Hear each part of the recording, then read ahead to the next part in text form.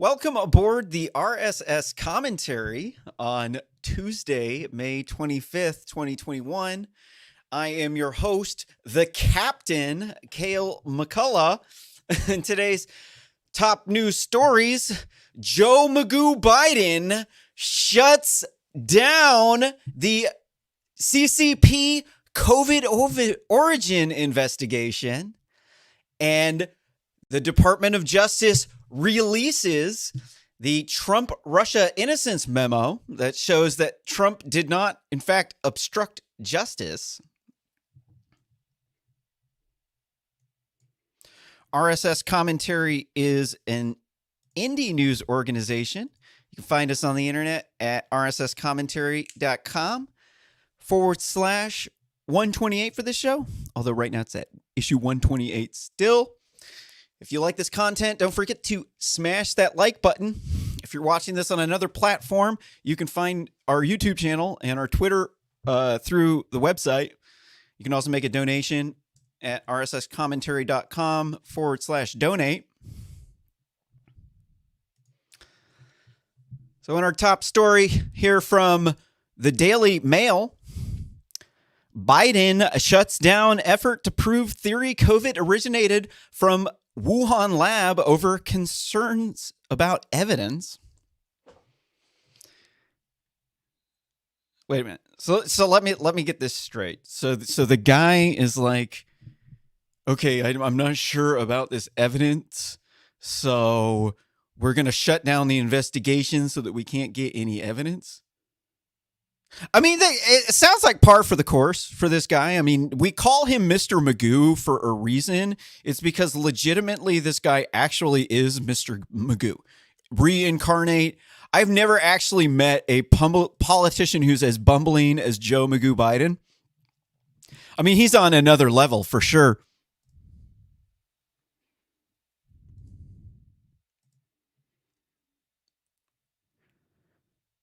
Reading on in the article, it says Joe Magoo Biden's team enabled a State Department investigation into Wuhan lab.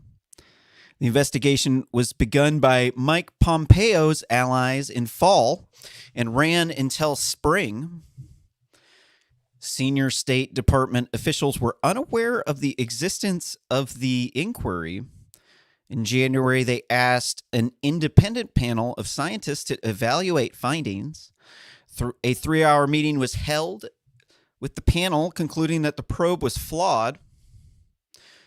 Critics of the effort said it was overtly political and signed to burnish Trump. What does burnish mean?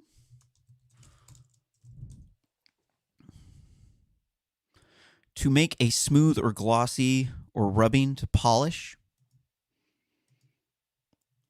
Trump had long claimed that the, quote, lab leak, end quote, theory for COVID-19 was likely. We keep calling this a lab leak? Like, this is insane. So one of the articles we read a few weeks ago that was one of the lead stories was that the Chinese military has been preparing for World War III for 6 years.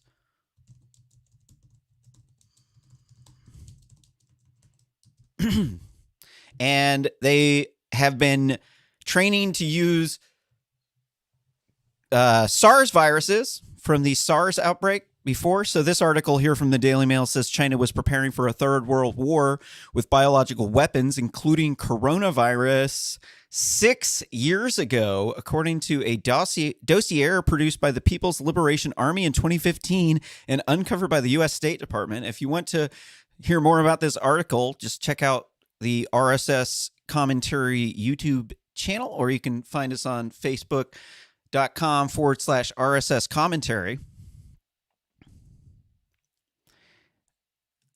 And going back to the article, it says, so hold on. I'm starting to make my point here. We really we shouldn't just be looking at the Wuhan lab here. We need to be looking at the Chinese military, because most people are just unaware of what's going on in China. And I do go over China, how China has turned into National Socialists a lot. So I'm not trying to sound like a broken record, but there's always a new crew of people coming in. China is National Socialist now. The difference in between communism and fascism is mainly that the communists believe in this dialectic materialism, where the people at the bottom of the social hierarchy overthrow the government and they kill the bourgeoisie. And then now we got a cult of personality surrounding the dictator Zinni the Pooh of Nazi China and Hollywood. The cult of personality endorses the current steep social hierarchy as it is. So what does a steep social hierarchy mean? It means there's a lot of people at the bottom. They're not doing very good at all. And then there's filthy, stinking rich people at the top living high off the hog. There's people in concentration camps, and there's exploitation of slave labor or something akin to that. Like, you can consider the KKK a far-right organization. It's kind of like borderline. Yeah, I think it was more like a criminal gang that took over the government in reality, because there's like almost every single gang hates a different group of people. So the fact that they hated black people was kind of irrelevant to the fact that they were a gang that took over the country. I mean, it wasn't the fact that the KKK was racist that made them bad. It was the fact that they were like a criminal organization, right? That's a lot of people they mix those two things up. Like, they think that white people are like the only kind of racism is anti-black racism, and that white people are responsible for enslaving Africa, and that we killed off the American Indians by giving them smallpox, and then we stole their land. We stole Mexico from California. None of it's true. Slavery came from Africa. There's always been a higher rate of slave ownership in Africa, and they've always treated the slaves incredibly bad there. I'm not sure if you've ever gone online to one of those slave markets on the dark web where you can actually purchase slaves. I've only seen it in YouTube videos, but it is actually there. You can actually still today purchase slaves on the dark web and the clear web in some countries. Many of the Arab countries and Asian countries, slavery is just a part of life because there's a lot of poor people and they'll die of famine. So they're kind of forced to do it. The white people, they typically had indentured slaves, and we didn't mass murder the slaves like the African and the Asian and the South American emperors. We like, most of our people were indentured servants. So most white people treated slaves a lot better than the Africans did and the Asians did. And in fact, we even like freed the slaves. We're actually famous for this. We're known as the shining city on the hill. So the problem is that the victors, they always want to rewrite the history. And that's what China has been doing pretty much to cover up most of their atrocities. They have a propaganda network, firmly established propaganda network. They've been covering, if you go on Wikipedia and you look up anything related to China, you can go through the history of the people who contribute to that, and you can see that there's very, very sketchy people who are manipulating Wikipedia to push Chinese state propaganda. It's very obvious. And then there's also the Antifa. The Antifa presence is very obvious. They're all trying to change the definition from National Socialism to make people think it's not socialism, but that's not true. So we didn't take the land from the American Indians. I'm getting sidetracked. Sorry. And we didn't. We didn't take the land from Mexicans because Spain controlled California, and so these people have a false worldview, and it's because of the communist propaganda.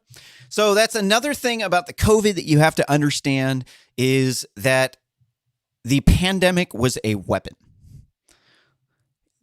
COVID more than likely originated as a bioweapon. Well, almost I'm not going to say almost definitely. Very high probability chance that it came from that Wuhan lab. We covered this story a couple of days ago, so this is kind of like a new thing that's been uncovered in this story. But the evidence that they are talking about, there was evidence, well, there's circumstantial evidence that came from sources that they trusted, that the first people who were infected by COVID were the Wuhan lab workers. That's so what information we do have is we know what they did after the world became aware of COVID. And one of the things that they did was they fumigated the streets. So they didn't know what COVID was. They said it was not transmissible from person to person, but they fumigated. So right after they discovered COVID, they started fumigating. They started staging these scenes. We don't know what they put in it. I think it was just soap. That's what they said. Probably was just something like that. And we don't know whether or not China was trying to protect their brand, because they are fascist, and the difference between a communist and a fascist that I started going into a little bit ago is that the fascist supports the current social hierarchy as is. They support the ruling elites, the cult of the personality. And so they do a lot of kabuki theater to manipulate people's thought in China. So a lot of what the state does is manipulating people's thoughts. So that's one of the primary reasons why you should believe that they were trying to manipulate our thoughts, is that they don't know whether or not this stuff's on surfaces. No other country did this other than China. So they also did the thing where they welded the apartment shut.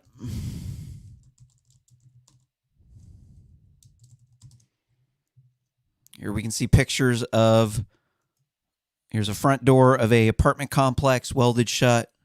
Here's a picture of Chinese officials welding an apartment complex shut. And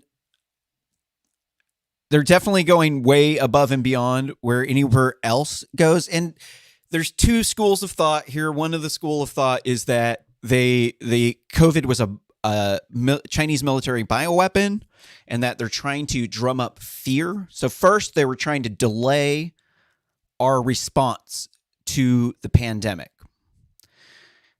by telling us that it was not human transmissible. They gamed the WHO because they've been using anti-racist propaganda in order to shame the white people into not saying China virus. And they tried to say it's racist against Chinese in order to accuse the Chinese communist, quote unquote, communist party. The people, even though the people who run that organization own capitalist businesses that are worth millions, hundreds of millions, billions of dollars, and they live high on the hog while there's impoverished Chinese, and they got Uyghur Muslims in concentration camps using them for slave labor along with the Kazakhs. So the gig's up in China for communism because people are making money hand over fist, because capitalism is a superior system. We do a superior job of providing for our people and giving them value and providing them with a government that they like better, that functions better. The reason why our governments right now are not doing so well are primarily because we've been sabotaged by the Chinese undercutting our businesses to basically steal our electronics and engineering and science, technology, and math, intellectual property, so that the Chinese could piggyback us to utilize slave labor with their far-right national socialist structure, where you can bribe the Chinese Communist Party bosses in order to let you sell in China, as long as you don't criticize the dictator Zinni the Pooh or the Chinese Nazi Party. You can utilize the slave labor. If you give the Chinese Nazi Party boss a bribe, the quote-unquote communist over there, then you can expand your business into China. And there's a big problem here because people obviously know that this is absolutely not communism because there's people selling stuff on the side of the road all over the place in China because people need to do that in order for people to survive. Like people selling fruit at stands out in the country, farmers taking their produce to the market, people taking their goods that they crafted to the market to sell. Like these things require money, and communism doesn't really, it makes it so like people don't produce as much, and there's the only way that you can get them to produce is to use slave labor and to throw them in the gulag if they criticize the ruling party. So this is fascism, this is Nazism. And the reason why we should assume that the Chinese purposely released this virus as a bioweapon to target us, along with flooding our country with fentanyl to use as a chemical weapon. So we've got biological weapon, we have chemical weapon, and we also have cyber warfare with psychological war operations where they've been manipulating websites like Wikipedia, Twitter, Facebook, using bots and sock puppet accounts via VPNs from China. All these things are banned in China. You're only allowed to go on VPNs, to go post on Twitter or go post on YouTube. You're only allowed to do it if you're working for the Chinese Nazi Party. So when you see these YouTubers they live in China, and I've seen a bunch of them, they get paid by the Chinese Nazi Party to post anti-American videos that are pro-communist, pro-Chinese Nazi Party, and pushing every single propaganda talking point of the Chinese state and military and Chinese intelligence.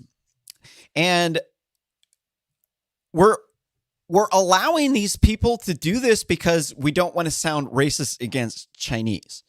And that's why they're using this critical theory against us, because white people are really good people, and like they're not trying to sound hateful or anything. So like they're very susceptible to this shame tactics that are being used against them, and we're being manipulated. So we have the COVID pandemic, and then we have the Chinese Nazi Party is trying to do this made in China 2025 campaign. We covered this on the show the other day, so I'm not going to go too far into it. Look it up on Wikipedia. The goal of China is to remove the United States as the world superpower and largest economy by 2025. It says in this Wikipedia article, Made in China 2025 is a national strategic plan to further develop the manufacturing sector of the People's Republic of China, issued by Premier Li Qiang and his cabinet in May 2015 as part of the 13th and 14th five-year plans. So what they want to do is they want to establish a new world order with China at the top, because they are Han supremacist, they're Taoist, and other Eastern philosophies that believe that they have superior DNA, that the Han Chinese are the oldest dynasty, and thus they are destined to rule the world.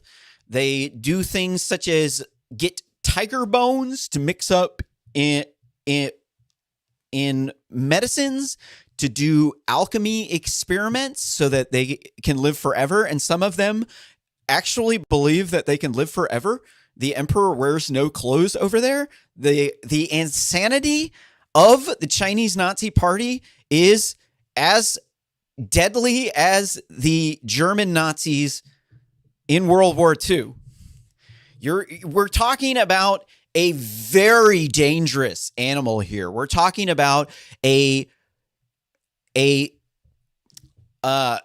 far-right authoritarian government with access to 1.4 billion people and the state that they have and all of their resources that utilize that all of their businesses work together with Chinese military and Chinese intelligence in order to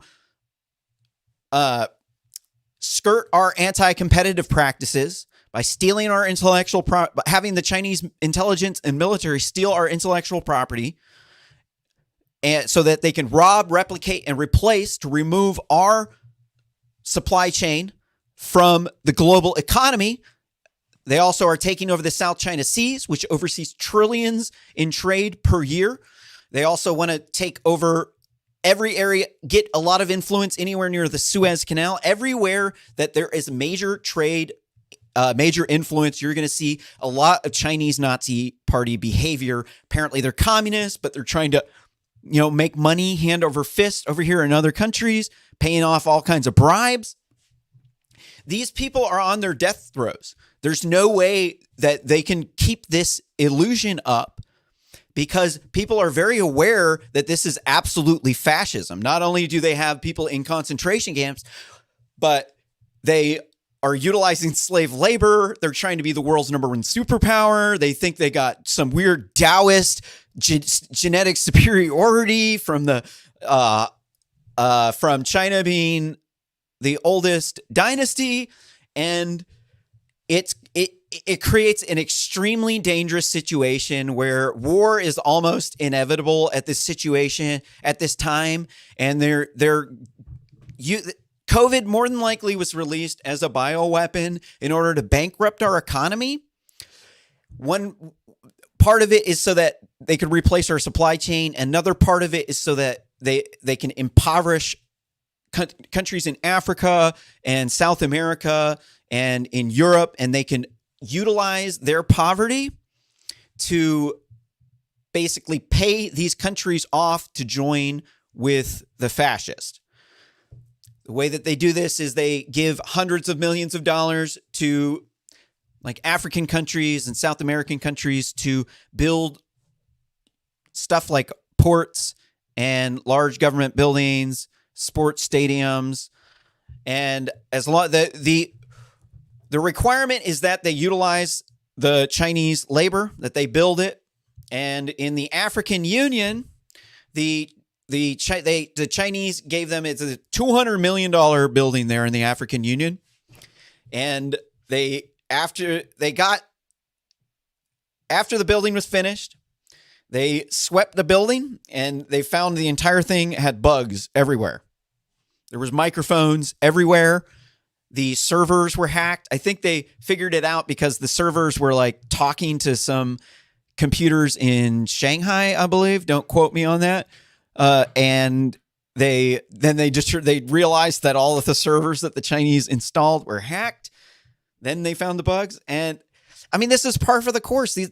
These people are trying to overthrow capitalism. That's what communists and fascists and Nazis have been doing since the start. That's the entire purpose of these organizations, is to overthrow capitalism. China was supposed to stop being commie-Nazis. We invested a bunch of money. They set up the free trade zone in Hong Kong. Hong Kong was supposed to be a separate state. It was supposed to be one country, two systems. And they allowed the Western corporations to come in long enough for them to steal all of their IP so that they didn't need these corporations, and then kick them out. That's what they've been doing. They've been robbing, replicating, and replacing. And now they are in the final stages of their plan, where they're working with the World Economic Forum, with the fascists over there in Europe, part of the Davos group, or Davos. Forgot how to pronounce that, in Switzerland. These people have been notorious for Nazism ever since this group of people started. I mean, you are crazy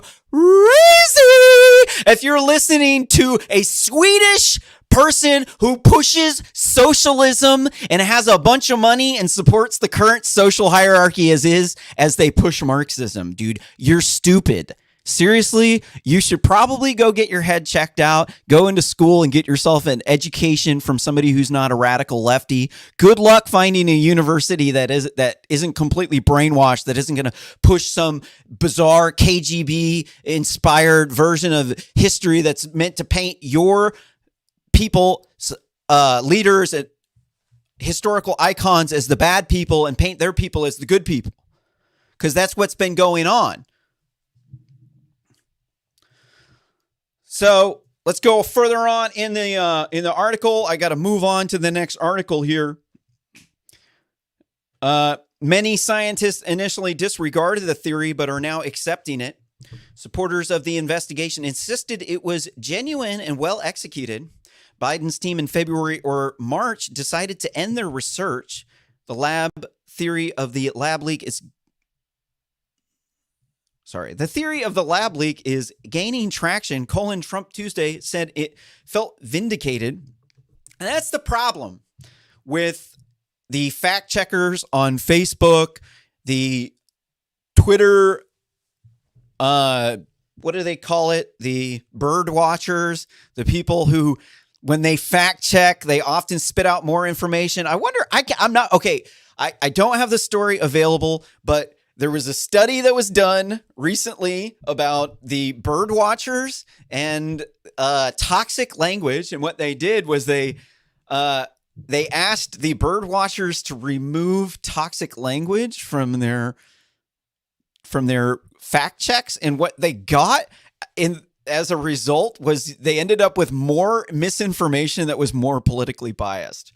Because the reality is that us humans will rant and rave, and a lot of times we're right. Sometimes we're right. Sometimes we're wrong. But a lot of times when somebody's hopping mad and that person is a good person and they know what they're talking about, it's for a good reason. But the problem is we got all these goodies. They're toxic positivity goodies that they can't deal with any sort of negativity. It's actually, there's it might be a gene that's from evolutionary psychology. And what it does is there's women that take care of children, and these women don't want you to fight around the babies. And probably it's because of all the murders that have happened throughout history. And so this kind of person is susceptible, highly susceptible to toxic positivity. These kinds of people do not want you to argue about anything. They don't want to hear anything negative. If they heard me ranting and raving up here on YouTube, they'd be like, oh my God, this guy is a misogynist. He's racist. Oh my God, we have to shut him down. Deplatform this guy. He can't be saying this on our YouTube. Like, woo, Karen, you need to chill the F out. And what it is the guys will side with these women because they like the women, and the guys usually get booted out. So the women who are saying, I want to get treated just like a man, you ain't never lived in a man's world, girl. The way it works with men is we kick all the dudes out so that we can get with the girls, and then we get as many women as possible. So that's the reason why y'all women have been getting hooked up and why it's so much fun when we all get together. It's because we want to have a threesome or an orgy. It really, really isn't because we want to be nice to you. It's because we want to get down your pants. And there's nothing wrong with that. Because if we didn't get down your pants, you probably wouldn't be trying to get down my pants, and there wouldn't be anybody alive. Okay. I think that's it for this article here. Let's move on to the next article here. Stick around. Hey, if you like this content, don't forget to smash the like button. You could and subscribe so that you can get informed of our future videos. Also, too, we're on Facebook at RSS Commentary. The Twitter is still down. I was criticizing Islam. I said the false prophet Muhammad was a pedophile because he had a 6 to 9 year old child bride, and I'm still banned because they never took up my appeal. Really irritating. He did. If you did not know what I'm talking about, a lot of people don't know have never heard about this, and they have no idea, and they think, oh, you're being Islamophobe. No, the guy who started the Islamic religion was a pedophile. He had a 6 to 9-year-old child bride named Aisha. You can read about it on Wikipedia. I'm not going to go into it any farther.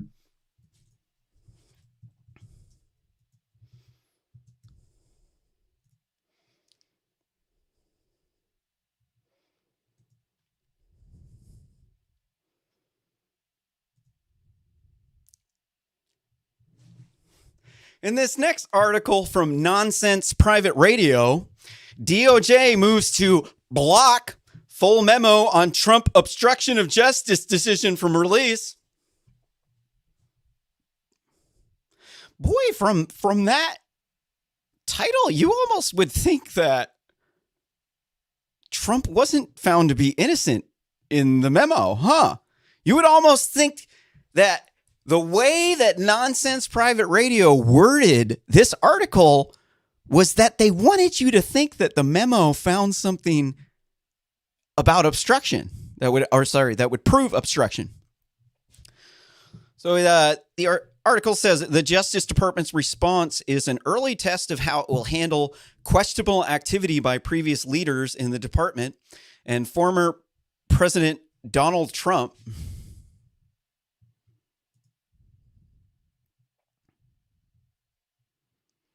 The Justice Department released a portion of an internal memo cited by former... See, the story should say they released a memo and the guy didn't commit obstruction of justice. But Nonsense Private Radio has been pushing Trump's derangement syndrome, pushing all these crazy Russiagate conspiracy theories, along with Democracy Now! And the woman from Democracy Now! Used to go to Russia and meet with these Russians who are pushing this propaganda. A lot of this propaganda comes from Russia. Like the Steele Dossier. The entire purpose of the Steele Dossier was to make Donald Trump sound like he's like this mafia dude who is like, he's cheats on his wife. He's banging hookers. They're doing all this wild stuff. He's not presidential material. And the person who created that Steele Dossier was paid to gather the information. The Fusion GPS company is pretty much an extension of the Democrats, and Hillary Clinton was involved. And then they got all those fake FISA warrants. Oh, I'm sorry. I got the walk away thing up here. Hey, you should join Walk Away.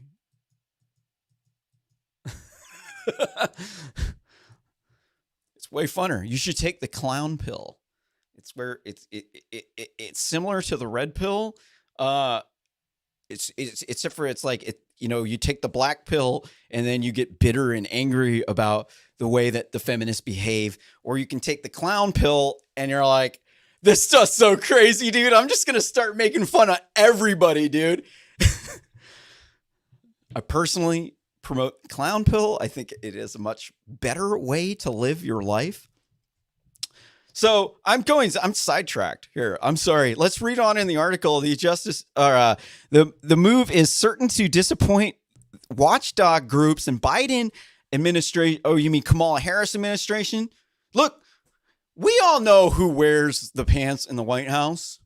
It's definitely not Joe Magoo Biden, because he likes to walk around the White House naked. The guy literally walks around the White House naked at night, and then he gropes women at the White House. Like, there was this one time the Secret Service had to pull another agent off of him because he was going to hit him because he groped his girlfriend at a White House event. It's a true story. Look it up. That is the dude in the White House. Absolutely is Kamala Harris wearing the pants in the White House. Okay, so the Kamala Harris administration allies in Congress who have called for transparency about alleged wrongdoing in the Trump years and accountability for officials who allegedly abused their power. Democratic Senators Dick Durbin and Sheldon Whitehouse recently wrote to Attorney General Merrick Garland, urging him to end the court battle and make the document public. Quote, in order to help rebuild the nation's trust in Department of Justice independence after 4 years of turmoil, end quote. You know what completely destroyed the Department of Justice's reputation?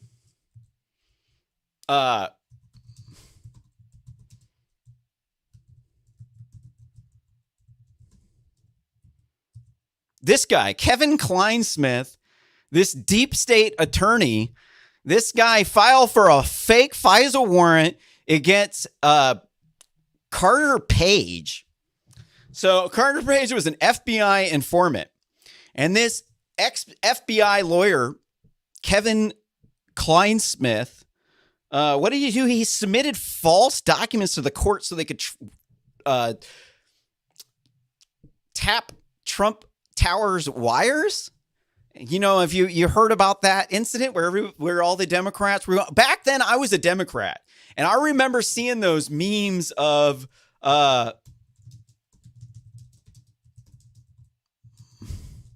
with Obama. We could probably find it here real quick.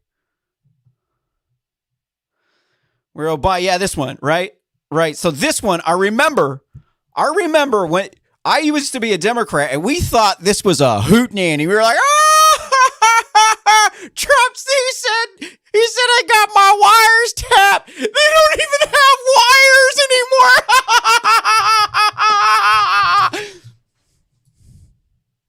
And then it turned out to be true, dude. Like, we thought this guy was stupid. Like, he didn't know what he was talking about. He's crazy. He's making stuff up. He's paranoid. He's delusional.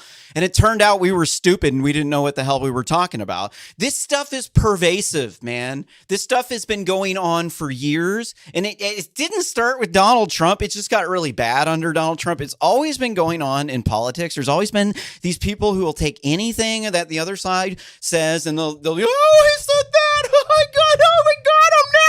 I see this guy's an idiot. They're Dunning-Krugers. They think just because they got a degree at some far-left university and they did good and the people at work like them and nobody questions anything that they do, or else you can fire them because you can call them racist or misogynist because they're a white dude, and then you just fire them to replace them with a younger, more diverse person so you could pay that person less money, and then they'll be of your political affiliation. They just don't stop. Like, they don't stop until you tell them to shut up.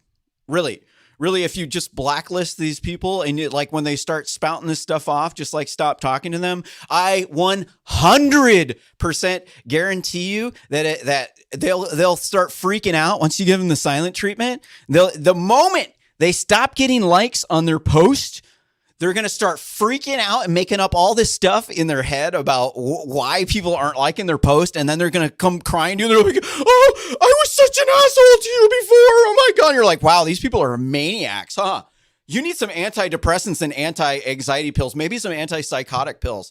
Here, let's go back to this article here. I'm getting sidetracked.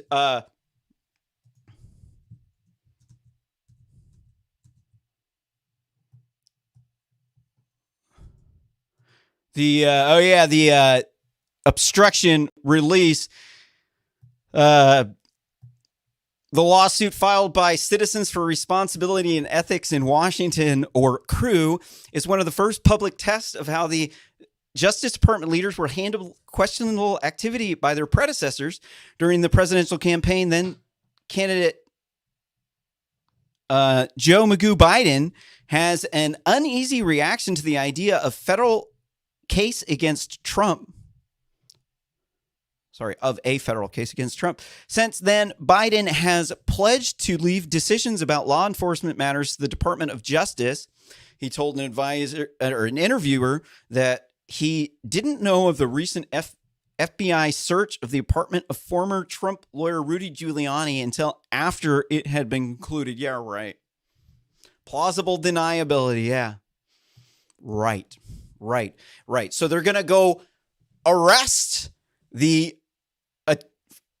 is it former attorney? Did he say, did they just say former attorney? I think a former attorney, right? Because they can't, he no longer can be his attorney. Of course, if you're going to arrest the attorney of the former president of the United States, they're going to come and consult you, and you're going to know about it ahead of time. This dude is a liar.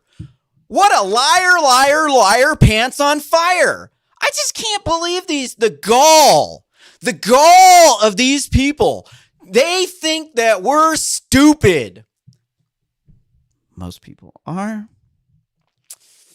But, law professor Jennifer Taub recently wrote that federal prosecutors need to return to an era of punishing white-collar criminals, and that effort should begin with Trump. Who is this law professor Jennifer Taub recently wrote? Who is this person? She's a law professor. She focuses on corporate governance, financial market, white-collar crime. She's at Yale.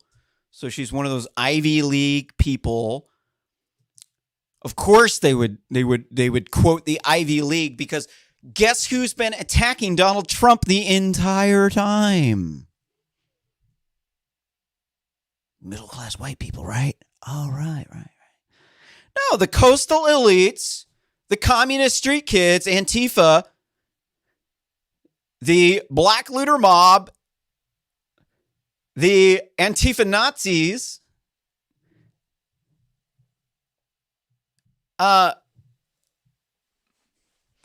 and you also have the Ivy League people who are pushing this doctrine of diversity, critical race theory garbage, and a lot of them work at law professors. The people who run the legal system have been taken over by this critical race theory. I learned about this because I used to be really active on Quora, which is a question and answer site.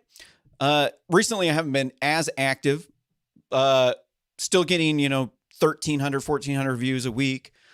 But I had this interaction where with someone who was getting a PhD in judicial law, and I made some criticism about feminism, and then the guy flagged my post, and it's because they're insane. So like these people who work these fancy jobs where there's male dominated, they have these outreach advisors. I used to work as an engineering outreach advisor for Portland State University. My job was to recruit minorities and women to replace the white people, because there was too many white people. So we had to go round up non-whites. And what they told us was that my boss was a Latina, and the ambassador is very diverse, a lot of Asians, women, mixed age groups. I was the token diversity hire. I was the old white dude. That was my ironic diversity hire.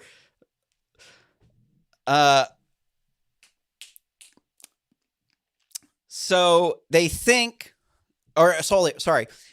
we weren't trying to recruit the black kids because their GPAs weren't good enough, that we were just looking to recruit the Latinos, the Asians, and the women. Latinos, Asians, and women. And I didn't really think anything of it at the time, because I'm like, okay, well, we're a diverse group of people. Like, we're not racist. Like, there's nothing wrong with this. But it was actually incredibly racist. Here you can see a chart of the GPAs of all the races in America. And you could see the black American. Sorry, they're not African American. You're not from goddamn Africa. I'm not a European American. European American means that you came from Europe. Doesn't, I'm definitely not a European American. Like you're black American. You're going to have to put up with that. You're not African anymore. So at the bottom here, you're going to see that the black people in 2009 had an average GPA of 2.69. Not that bad. Hispanics are 2.84. White people, 3.09. And then the Asians are at the top with 3.26. And so this is why they were saying we weren't recruiting the black kids. And that's this is what you got to really watch out for these people. These people pushing this doctrine of diversity. And what that means is they did a study that showed that that diverse teams are more innovative and productive than non-diverse teams. And so the white feminist and the critical race theorist and critical gender theorist, they took this to mean that all white teams are inferior because they're racist AF. And so, but really, diversity is not your skin color. This is just like a color. It's just like some melatonin, and it doesn't actually mean that I'm going to act like the other white people. So diversity is temporal locality. That means time and location. So your age group and how far apart your cultures were. So two people, for a team of people where everybody's from a different city, is going to be as diverse as a quote unquote diverse team. So to these people, diversity means non-white and female, and that the white people are bad and you have to get rid of them. And they have, like, these people are obsessed with this. They literally think all white teams are inferior. And I pushed this garbage myself. They used to teach this to me when I was a outreach advisor for Portland State University's engineering school. It's part of the training. You learn all these statistics that they brainwash you with. They're all junk statistics. They made them up. And so they blame guys like me. This is my big problem with it, is they say it's my fault why the women aren't programming computers, because I am a privileged white male, and I'm a misogynist because I don't support feminism. I'm against it because it causes women to put off having kids until their 30s, and then they by the time they want to have kids, they're put off having kids until their 30s to rise up the man ladder so that they could be a man at the workplace. And then in their 30s, they start to get health problems. They get overweight. They start to not be able to have a baby. And then all the guys are chasing after the younger girls, especially the guys that they want. They're saying, oh yeah, I'm going to get this job so I can get a good husband. Right. And then you get in the job and everybody's asexual. If you try to hit on any of the women, it's going to be sexual harassment. You're out. You're never going to work in this town again. You just got Me Too'd. And they blame people like me as for why the women aren't there, why they're not having sex, why their penis has fallen off, and the women think that they're boring and uptight and they don't like being around them, and they'd rather be with the younger guys who party, who don't even have as much money, because even if they don't get laid, at least they have those friend moments. You don't get that in corporate America. You don't get it. Like, I spend most of my days running a startup company, building technologies like artificial intelligence stuff. And like, trust me, man, there ain't no social interactions when you're working on a startup 16 hours a day, dude. Like, a lot of these engineers, they work all day long. So if you want to have a family with this person, they're going to be gone. Your wife's probably going to start cheating on you because you're working 16 hours a day. That's why they pay you all the money. That's the problem with all these people saying, oh, this isn't fair. The white people and the Asians, they got such good grades, and this is white supremacy.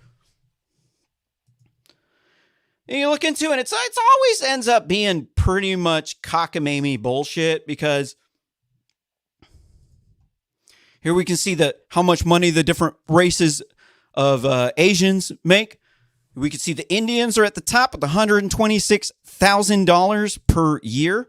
Taiwanese making about $102,405 per year. Filipino Americans making $100,000 per year, or $100,273 per year. Indonesian Americans, $93,501. And then we go here down on the bottom. We got white Americans making $65,902. And so apparently white supremacy is at fault here.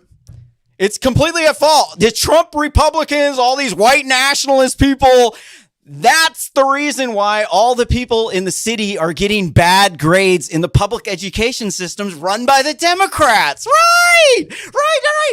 It's like, here's a map of the voters in the 2016 election. We can see these blue bars are where the Democrat voters are. You can see that the vast majority of Democrats live in big cities, and the vast majority of the Republicans live in small to medium sized cities. It's pretty obvious from looking at this map that the people in the red states here, the places where there's like not very many people that are way more poor than the cities, it's pretty obvious that it's not the Republicans, or the so-called white nationalists in the red states who are holding down the people in the big city, causing them to get bad grades, which then here we can see a chart that shows you the average incomes of the various races, and you can see that they pretty much identically mirror the GPAs, because we're in a meritocracy.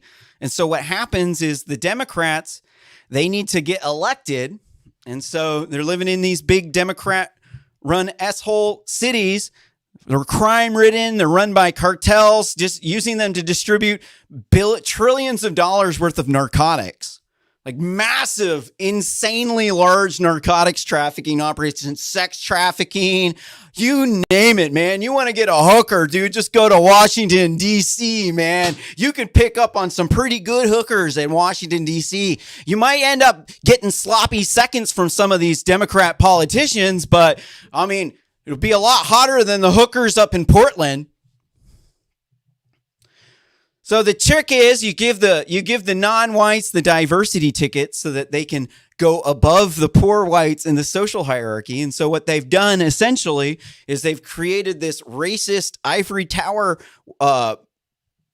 social hierarchy where here we can see the charts of the different demographics of who voted for Hillary Clinton and Donald Trump. And we could see that the lower your GPA was, the higher percent chance that you would vote for Democrats. And also, too, if you're a college grad, then the higher percent chance that you would vote for Democrats. And then all the people who were in the middle, in between, then they all ended almost all of them ended up siding with the Republicans. And you have to ask yourself why. And why is this happening? And it's because most of these people don't live in the blue bars.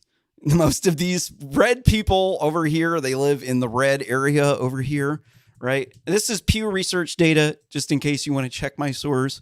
Here you can see the stuff.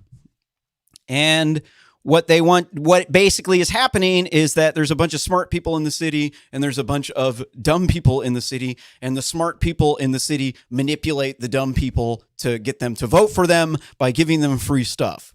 They say, hey, we will rob Peter to pay Paul reparations in order to get Paul and Mary to vote for us. That's basically the scam that is going on. Only 6% of scientists vote for Republicans. I'm not sure what the engineers are, but the engineers are pretty conservative. Actually, I'm not out of the ordinary. The scientists, though, are wingnut. Okay, if they're an engineer and they're dealing with anything related to the environment, chances are they're going to be a Democrat. But if they're in a place where there's very few women, chances are they're going to be a conservative. But the scientists are not the same way. And this is why Fauci, I'm going to hurry this up because we got to get to Fauci. We got to shame Fauci because he is a liar. As only 6% of these Democrats support or vote for Republicans. They have a groupthink monoculture echo chamber over there in the CDC, and they are pushing stuff based on their political agenda. Here, let's go farther into this article here. Let's get it out of the way so we can move on to shaming Fauci for being a liar. The current controversy arose from a Freedom of Information Act lawsuit filed by Crew, which sought a memo prepared by the Trump Justice Department's Office for Legal Counsel. The memo purportedly analyzes evidence about Trump's actions during the investigation by Special Counsel Robert Mueller under the Federal Obstruction of Justice statutes. U.S. District Judge Amy Berman Jackson accused the Department of Justice of mischaracterizing the document and being disingenuous with the court about its purpose and substance. Trump critics, including former government ethics chief Walter Schaub, seized on the blistering decision. Here's a tweet from Walter Schaub. It says, what happens to Justice Department attorneys when a judge says affidavits they sign under oath are, quote, not worthy of credence, end quote, and, quote, disingenuous, end quote, question mark, asking for a nation. Here we can see in the tweet, it says, and of even greater importance to the decision, the affidavits are so inconsistent with evidence in the record, they're not worthy of credence. The review of the unredacted document in camera reveals the suspicions voiced by Judge in the epic, and the plaintiffs here were well-founded, and that not only was the attorney generally being disingenuous then, but the DOJ has been disingenuous to the court with respect to the existence of a decision-making process that should be shielded by the deliberative process privilege. I think it's like executive privilege. The agency's redactions and incomplete explanations obfuscate the true purpose of the memorandum, and the excised portions belie the notion that it fell to the attorney general to make a prosecution decision, or any such decision was the table at any time. And then there's a redacted portion of the document. Okay. So I'm not sure exactly what to think of that. So it's like, what are they saying? It's like, so the affidavits were inconsistent for what they were saying that the obstruction charges were.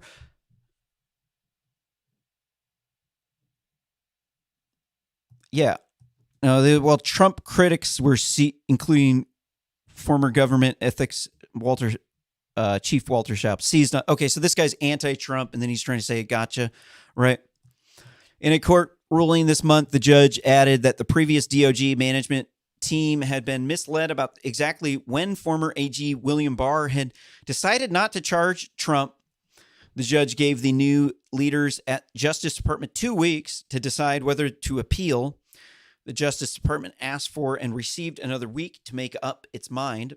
In the end, Justice Department lawyers told the judge that they would appeal and seek to block the publication of the full memo. The new DOJ brief said fuzzy wording in its own prior legal findings led the judge to draw inaccurate conclusions about how Barr came to the decision not to charge Trump.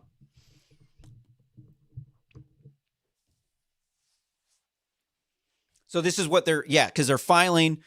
So don't believe what they said, because they're habitual liars. You're talking about deep state. If you're unfamiliar with deep state, a lot of people think it's a conspiracy theory, that it's nonsense. No, every state has a dual state, is what it's called in political science. It's actually a thing that's been well established in political science for hundreds of years. Every single country has centers of power. Every center of power has people and families who live there, who have crony networks, who hire their friends and family.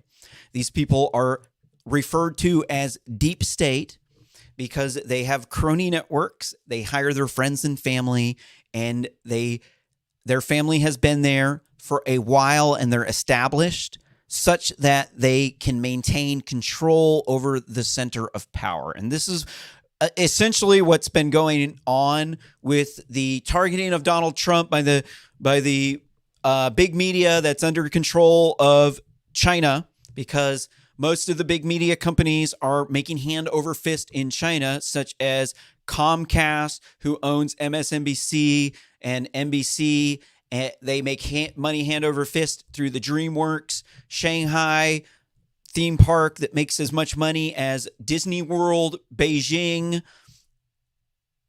Sorry, DreamWorks Beijing, Disney World Shanghai.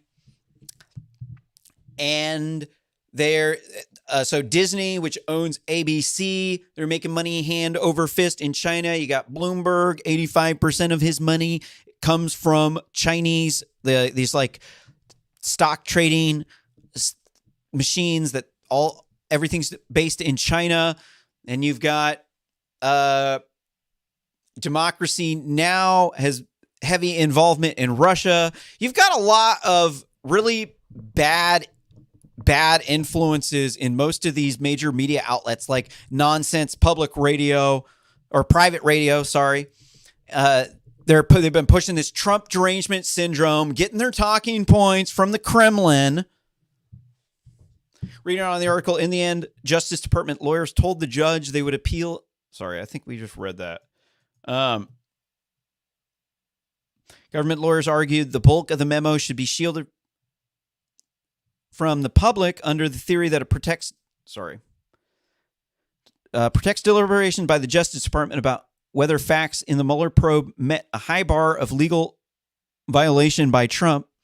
As for the judge's concern that the Justice Department misled her, the new document said it came down to a misunderstanding. Oh, it was just a misunderstanding, Judge. No, we weren't committing fraud upon the court. No. In fact, it said the memo put in writing advice Barr had received, but the document itself wasn't finalized until about 2 hours before Barr notified Congress. Justice Department explained the process in a way that could resonate with Jackson and could nod to Garland's long tenure in the federal bench as well. I'm going to let you read the rest of this article because it's just long and it's nonsense private radio. You probably don't care. You're like, these people are fake news. What are you doing reading this trash? Because it's trash and it's typically fake news. Here, let's move on to this next story here from Nonsense Private Radio. Again, one person shot near the site of George Floyd's murder on the anniversary of his death. Minneapolis police say the individual's wounds is believed to be non-life-threatening. Witnesses told police a suspect vehicle left the area, quote, at a high rate of speed, end quote. Yeah, these cities, these big Democrat-run cities are crime-ridden assholes where they hate white people. They think that white people are the reason why the minorities in the big Democrat-run cities that are run by Democrats and mostly non-whites, it's those people that are the reason why the non-whites don't have as good a grades as the Asians. It's white supremacy.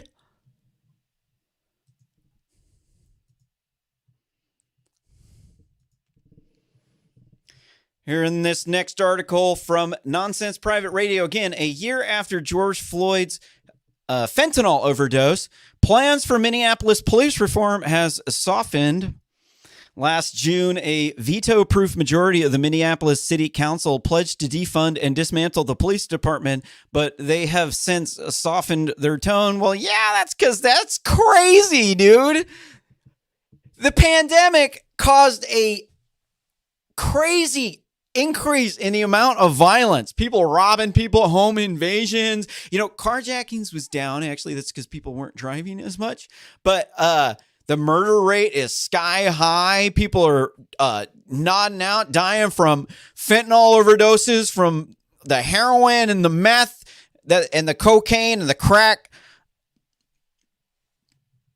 They just go on a cycle where they get twacked out on heroin and then they start doing meth. Then they start smoking crack. Next thing you know, they're like eating mushrooms because they're coming off the dope. And then next thing you know, they're back on the meth. Then they're back on the heroin. Then they're like going back to the mushrooms because they want to kick the heroin. That's the way these people roll, dude. They're crazy. Like you cannot allow these people to be normalized, man. They'll kill your friends with fentanyl. And they'll flood the cities with illegal immigrants that are getting human trafficked in from the cartel so that they could smuggle in narcotics. So they could sell meth, heroin, and crack to your friends. Here in this next article from Fox News, media torches Marjorie Taylor Greene for Holocaust analogies after normalizing Nazi comparisons for past 4 years. The media has been tearing into Miss Greene, the Republican from Georgia, over remarks she made linking the Democrat-backed mask mandates to the Holocaust.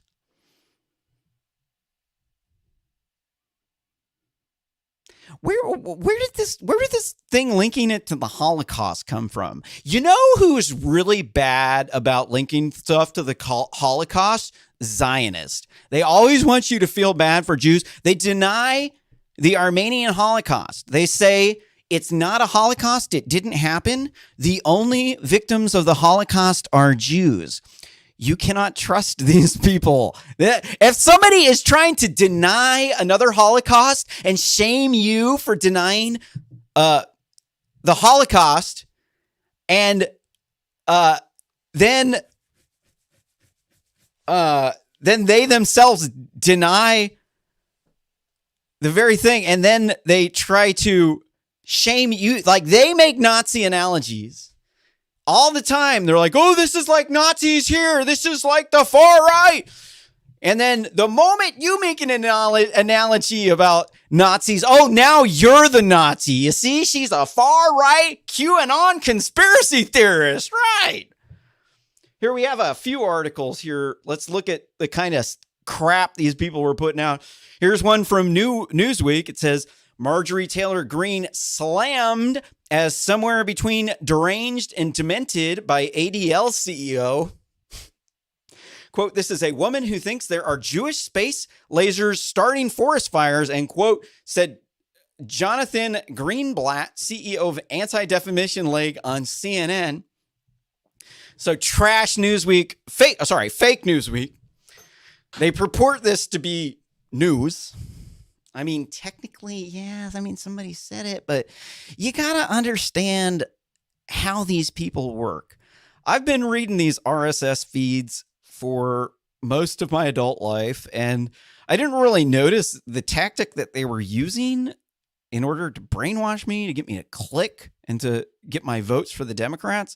But they gaslight you by telling you things that other people said that make you pissed off, make you afraid, make you anxious, make you paint it an us versus them scenario. And so they utilize organizations like Anti-Defamation League to drum up fear. And if you go to ADL.org and you go look up their list of hate symbols, let's go look.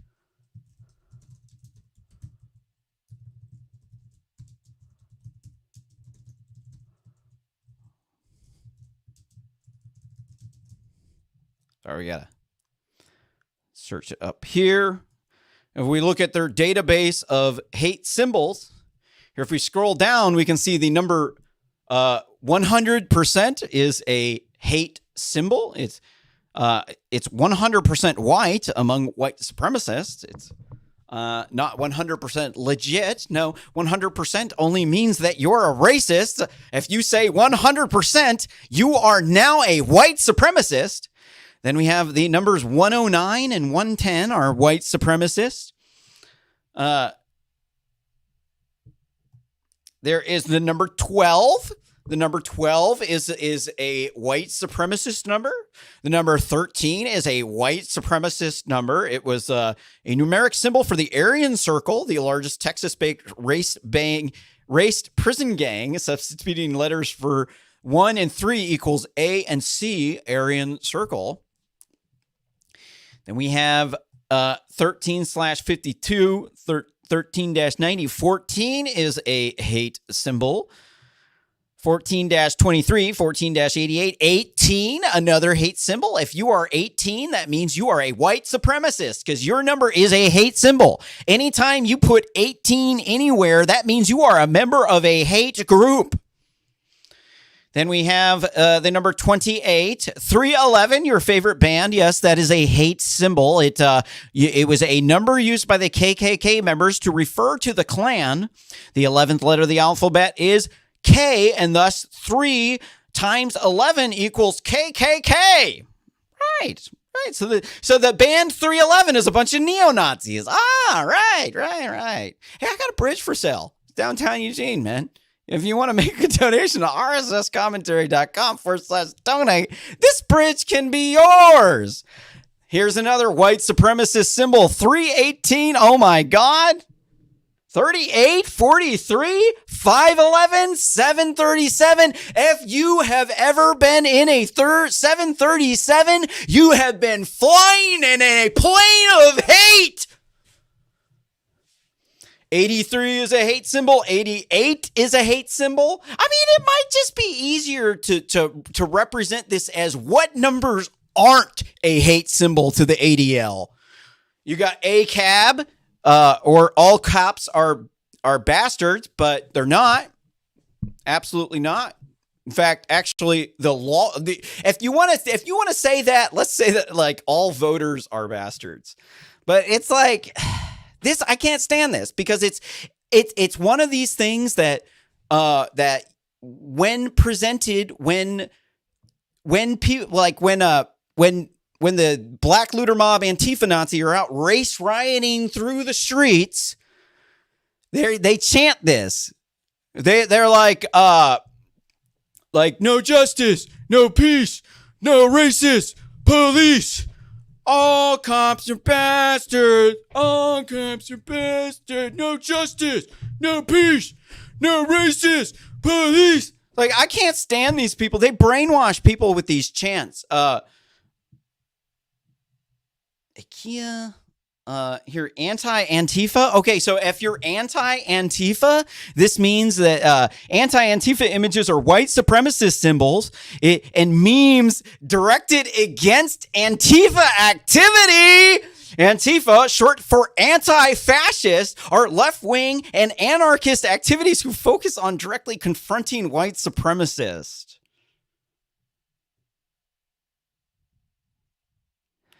What world do we live in, dude? These people don't know what fascist even means. Like, let's go look. Let's disprove this garbage.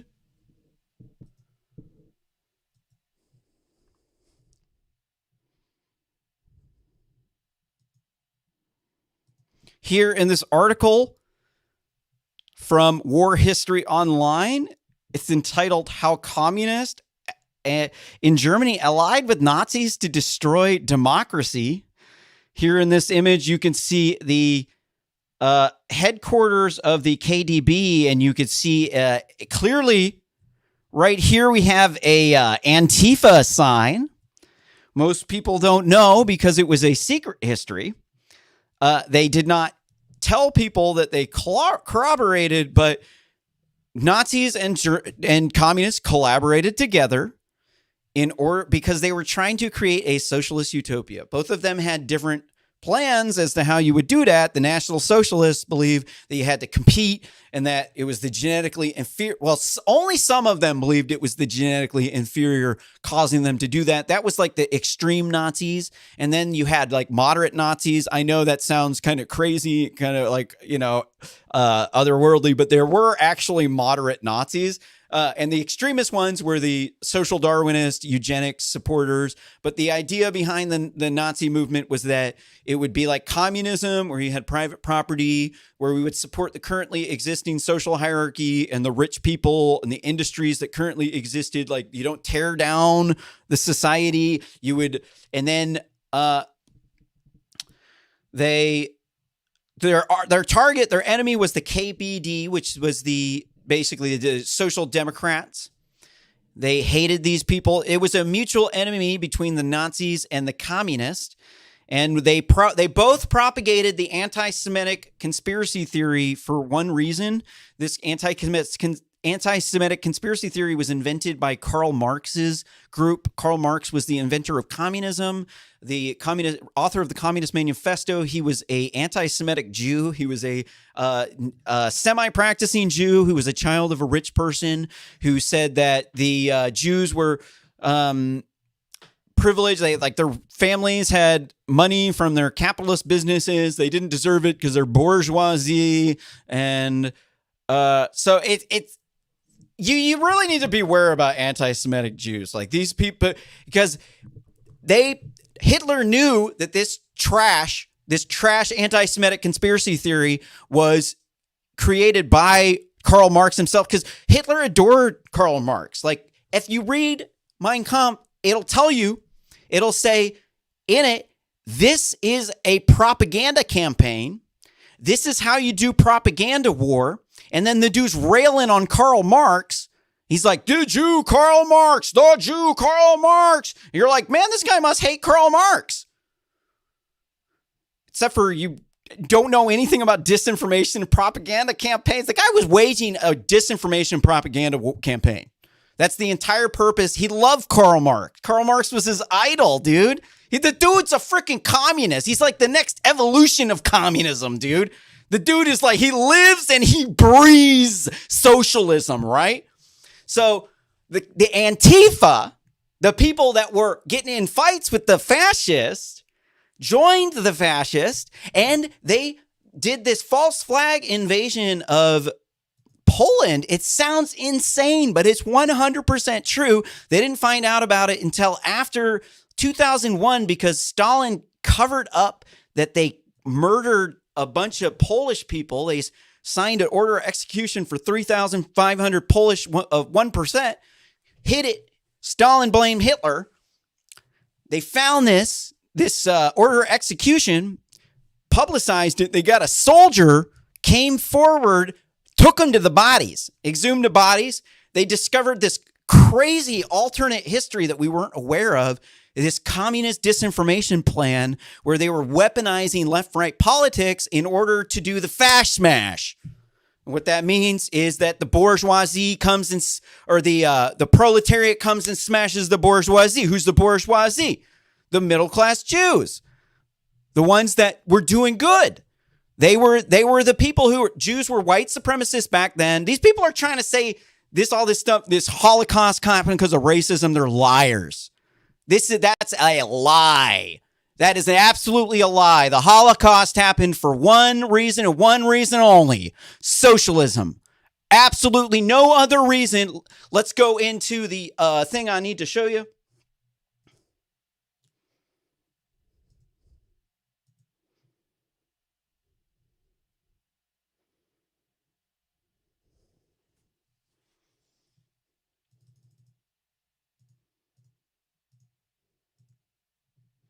What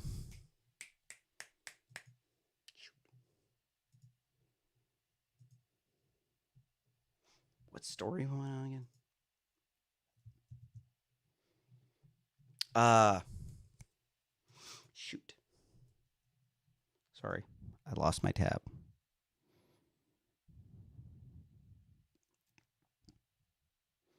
It's not in socialism, huh? I was supposed to show you something right here. And I had it in a tab, but it's gone.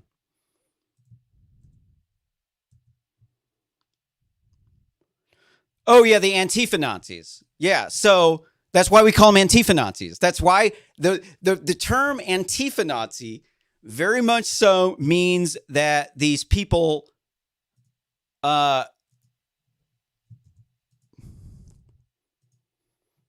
Sorry, let me pull up this thing again. Do so humbly apologize.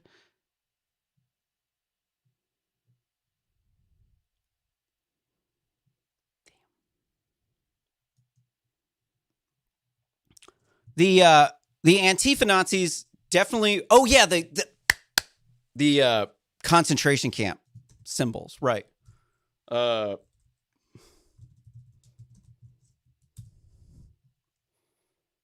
Almost spaced it out because I was like, what were we supposed to be doing here? Where was it at?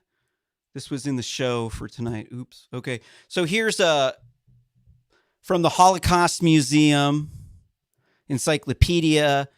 We could see who's the victims of the Holocaust or the concentration camps. And so who did they build these concentration camps for? Can anybody put in the comments who the concentration camps were built for?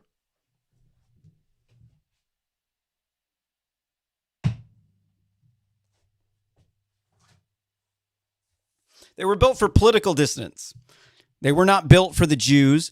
The Jews were only one of many political dissidents. Here the article says, among the first victims of the persecutions in Nazi Germany were political opponents, primarily communists, social democrats, and trade unionists. Jehovah's Witnesses refused to serve in Germany German army or take oath of obedience. So hold on, they put comment. Wait a minute. You can't trust anything that comes from the Israelis, anything from the Holocaust Museum, the Anti-Defamation League. These people are propagandists. They lie nonstop. They can't be trusted at all. So the first victims that were put into the concentration camps were not communists. No. Hitler was on the same side as the communists at the start of World War II. Hitler did the false flag invasion. We just went over the Gleichschutz incident. Oh, I brought it up, but I didn't tell you about it. The Gleichschutz incident was the incident where they did a false flag invasion of Poland, and they killed some farmers, and they killed some prisoners, and they dressed them up like Nazis to make them look like they had like staged this invasion and that the communists were coming. They needed to get them. So Stalin and Hitler were working on the same side all the way up until when Hitler invaded Stalin. And at that point in time, the concentration camps were going, but they were on the same side. So if they're saying that they're putting communists in here, that ain't true, because most of the people that fought with the communists or the Nazis, half of them came from Russia. They were communists. There was literally a Bolshevik overthrow. That it was a coup. It was a secret plan or a cabal that Hitler was part of. He knew that the Marxist Jews were putting out the anti-Semitic conspiracy theory to get people to try to overthrow the government, because they get you to think that there's this group of people who have a different religion than you, that they only share with their in-group. They have all this money from their family that they made that they don't deserve.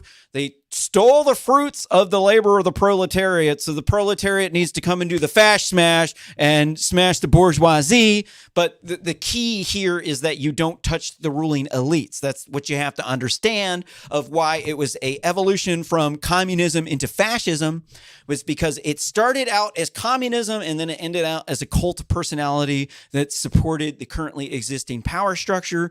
And then it turned from communism to fascist. So this is why we call them Antifa-Nazis, because communism will always, inevitably, every single time turn into fascism, because communism does not have private property, and there is not a single person in the entire world that would live without private property for so long that will endorse not having private property. Every single one of them is going to say, man, I really just wish I had something kind of like it once, man, but like the community came and took it from me, man. If I could just get my hands on one of those, man, it'd be awesome. I could do everything with it.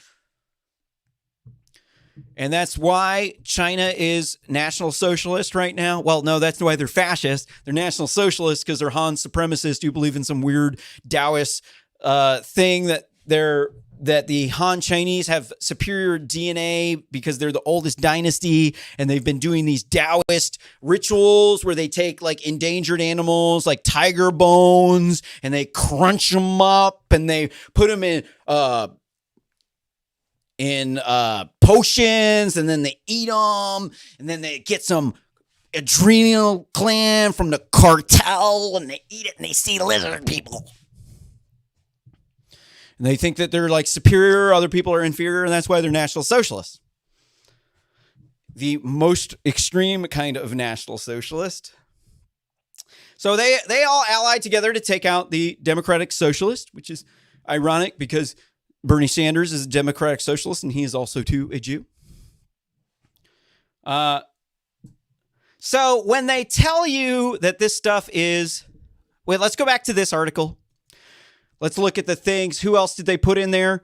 They didn't just put Jews in the concentration camp. They put Jehovah's Witnesses. If you refused to put the state above God, they would put you in a concentration camp. They mass murdered Christians. They murdered between 12 and 20 million Christians in the USSR around the same time period and after, under the KGB, like the Holodomor famine genocide, where they starved between 12 and, up to 12 million Ukrainians to death. These Marxists were just nasty, dude. And the Bolsheviks were controlled by the Marxist Jews that were in with the Karl Marx's crew, and they were mass slaughtering people, and then they learned how to use genocide and mass murder to kill people, and then Stalin murdered them because that's what he did with everybody that committed mass murder for him. Is he ended up sending them off to their death in war, or he had them killed, because after you've committed mass murder to take over a country, you now know how to do that, and you're a threat to the powers. So that's how they wiped their hands free of the blood, was by just killing them all. That was their theory behind it, was if nobody was left, then everyone would be gone, and it's like it never happened, because they're psycho killers. These are the kind of people that are pushing this nonsense with Marjorie Taylor Greene, trying to say that this is akin to a concentration camp. But the reality is that they didn't make the concentration camps for the Jews. They put the Jews in the ghetto because they were just trying to rob them, and they were going to kick them out. But then eventually they ran out of food, and they chose to kill them instead of allow them to get out. So they had a system of marking people. They had different colored triangles, and these triangles, they put different things behind them to signify different types of prisoners. But the Jews were only 50% of the prisoners in the concentration camps. It was not just the Jews who got mass murdered. In fact, they were one of the smaller groups of people that got mass murdered during that time. And also, too, the genocide came because of Marxist Jews, dude. Like Karl Marx, man, the anti-Semitic Jew, Karl Marx, that dude. So the reason why the masks are actually akin to these Jewish stars is it is an us and them marker. If you don't have a mask on, you're one of them. You're one of the people that's trying to kill grandma. It's because of you that this pandemic is happening. If you would have just worn a mask, none of this would have happened. And the only people pushing this mask stuff are mostly Democrats. Let's go. Now we're going to go start. Let's go and start lashing Fauci for being a liar. Metaphorically, of course.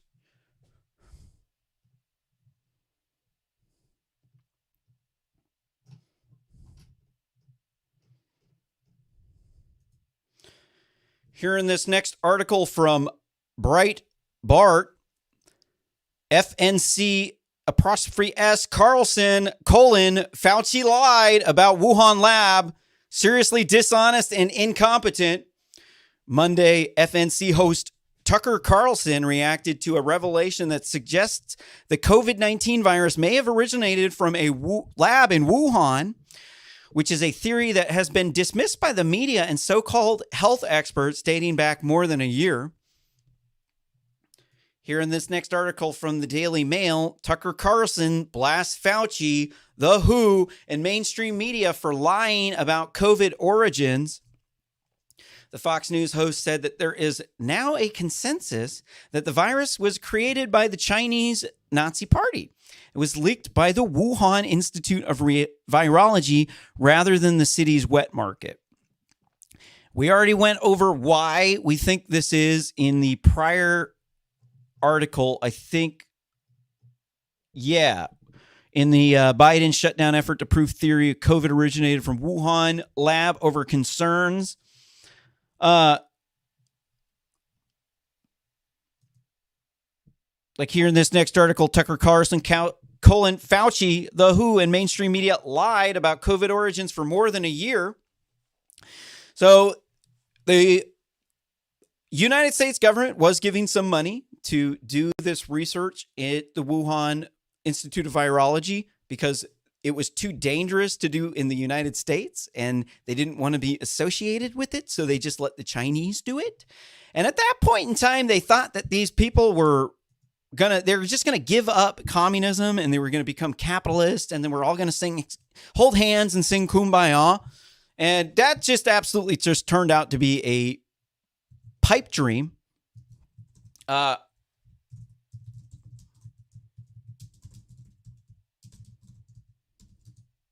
me get this.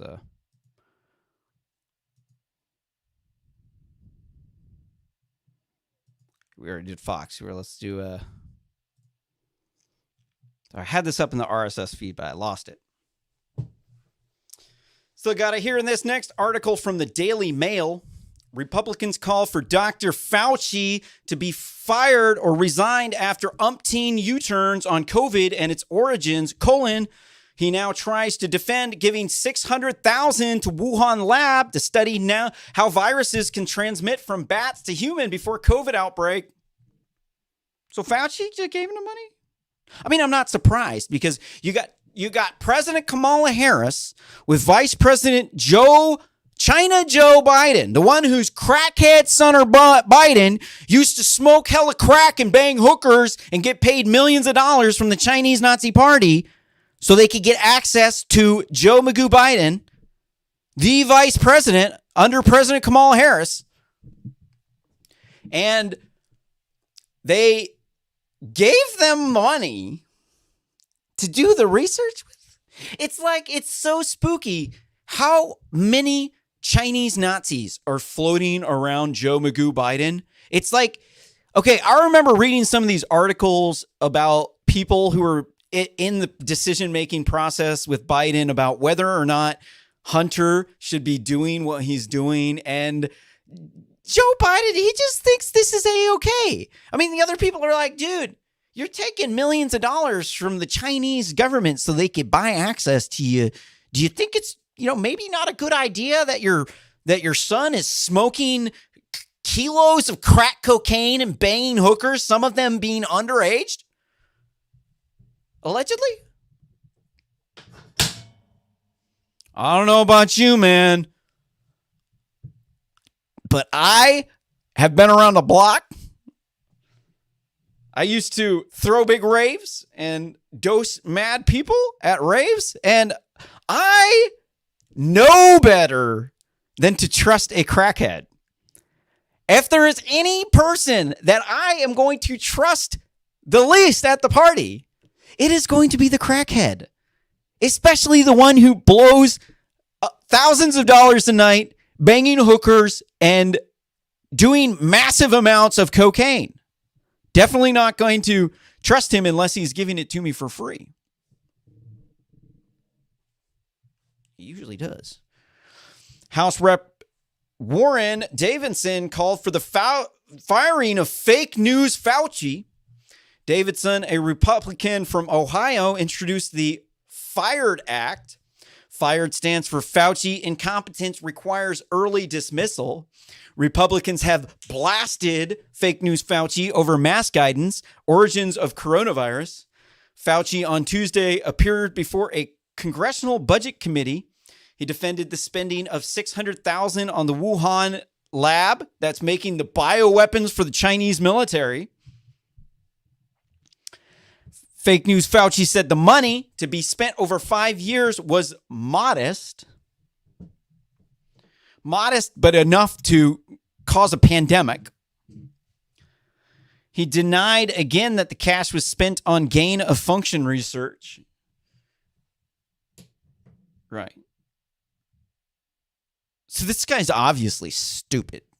I mean, you really going to give money to an institute connected to the Chinese military researching back coronavirus transmission to human, and you think that it's not going to be used for a bioweapon? I mean, for real, dude. I could make money hand over fist selling these people bridges.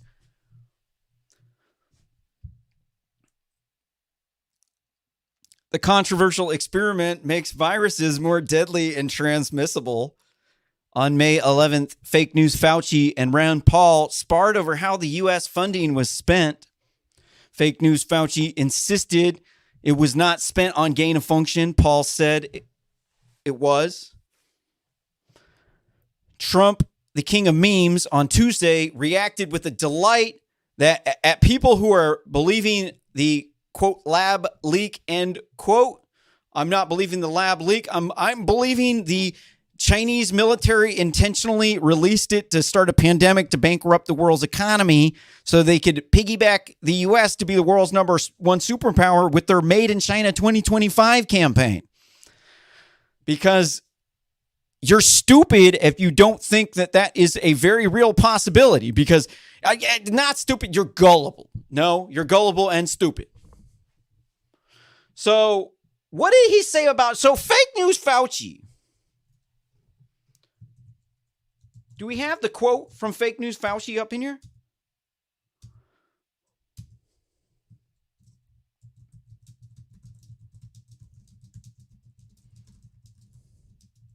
So they knew the entire time that here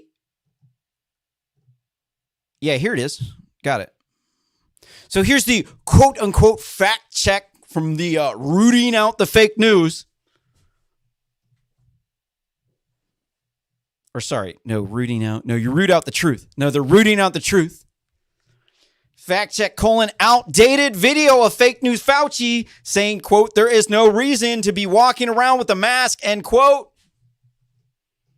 So what did fake news Fauci said?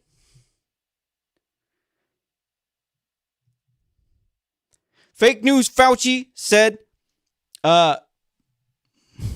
there's no reason to be walking around with a mask. He said,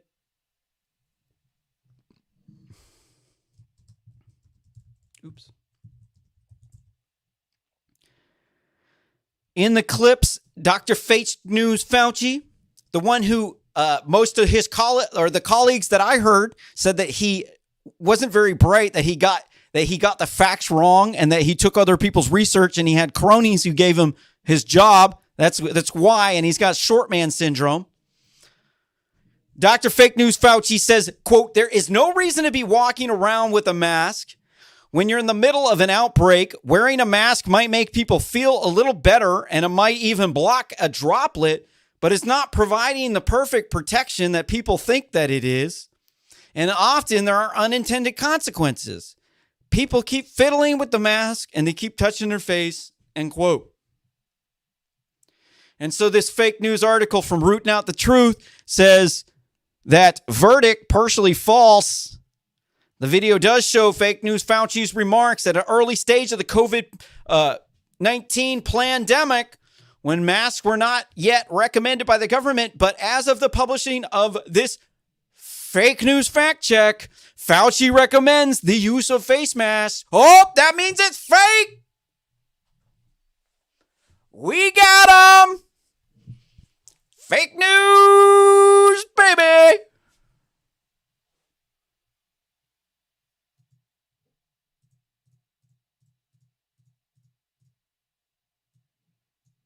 Fake news. No, actually, the reality is that they never had any sort of information that masks would have saved people's lives. The information that we had showed quite the opposite, that masks kill people. So masks, periodontal disease. So this guy's supposedly an infectious disease scientist. I mean, you could tell the incompetence level of this guy, because here's a article from the Washington Examiner. It's got that NewsGuard certification. Says dentist says mask mouth can cause serious health complications, including strokes. Dentists are warning about health issues tied to prolonged use of masks to stop spread of corona. Stop. Yeah, right. Boy, man, I just wish I was selling bridges, bro. I mean, I'd be making money hand over fist right now. Woo! They said dental problems associated with mask mouth, including gum disease, could lead to serious complications, Quote, gum disease or periodontal disease will eventually lead to strokes and increased risk of heart attacks, end quote. Mark Scafani, a dentist and co-founder of One Manhattan Dental, told New York Post about mask mouth, which increasingly is causing inflammation and gum disease known among patients. So if you get heart disease, your risk of dying from COVID goes up 9,000%, man. Or sorry, 900%. Not 9,000. Apologize. I threw an extra zero on there. It's 900.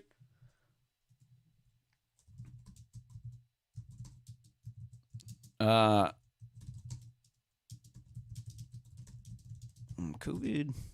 Just because I messed up the numbers. Let's go look it up.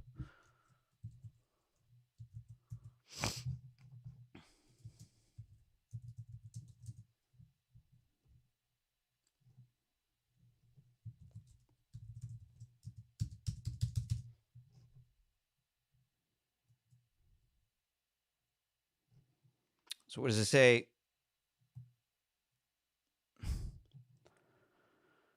Oh, sorry.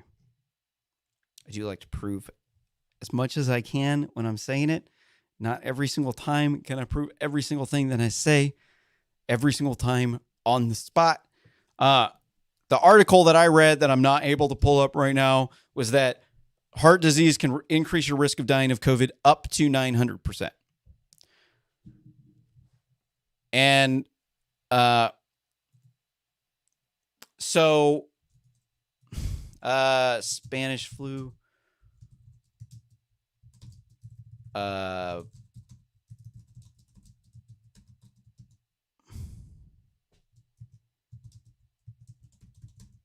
Sorry. So in the 1918 pandemic, here's an article from NIH.gov. It says bacterial pneumonia caused most deaths in 1918 flu pandemic. So you obviously are probably going to trust this. This is the National Institute of Health for the United States. Definitely dealing with legit sources here.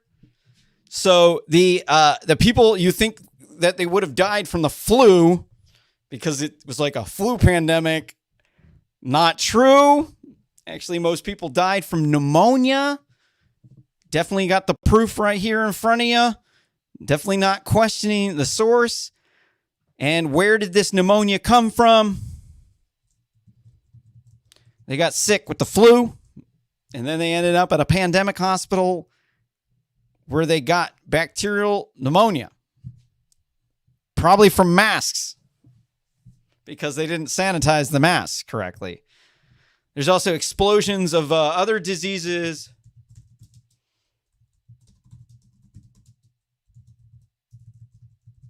Like such as strep throat. There are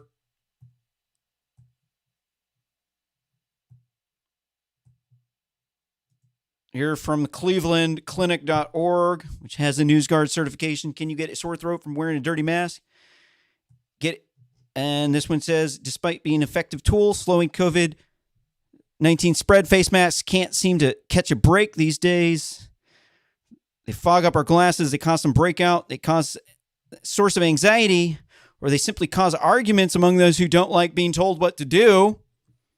Like the people who are painting Marjorie Taylor Greene as a bad person for saying it's akin to forcing a Jewish person to wear a star to show you what political affiliation they are. And nowadays there's one more thing. I hate it when they do a bunch of crap. What's that thing? Cause spread of sore throat. Sore throats can be caused by viruses, bacteria, or environmental irritants. They can also be caused by vocal strain, dry air, or condition caused gastroesophageal reflux or GERD. She said that anyone who can get sore throat, but people who are weak in immune systems, allergy sufferers, and those who use their voice may be especially prone to them.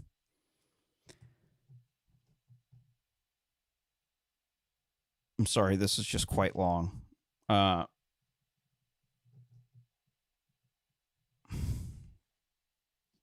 Yeah, this is the one that I probably am looking for. Quote, mask wearers often have to speak louder for others to hear. This causes vocal strain, says Dr. Vayaz. Quote, other times it may be from viruses or germs residing in unwashed or unclean masks, either from using them frequently or washing them or taking them off or on with unclean hands. And quote, according to Dr. Vayaz, dirty masks definitely make things worse because when you wear one, you end up breathing in bacteria or viruses that might be trapped in the mask.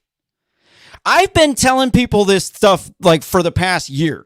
I've been getting my videos censored. I've been getting my Facebook's page censored. They've been saying my comments are spam because they can't prove them to be disinformation. I'm so tired of this, man.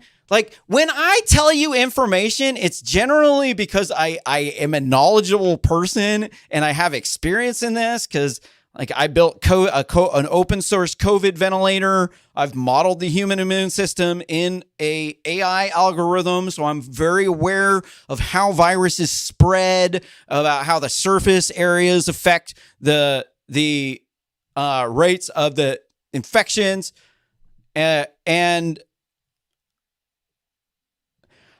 it just takes you not being a political hack to figure this stuff out. Like, if you do your research, well, I mean, I built a ventilator, so I kind of had to do way more research than anybody else.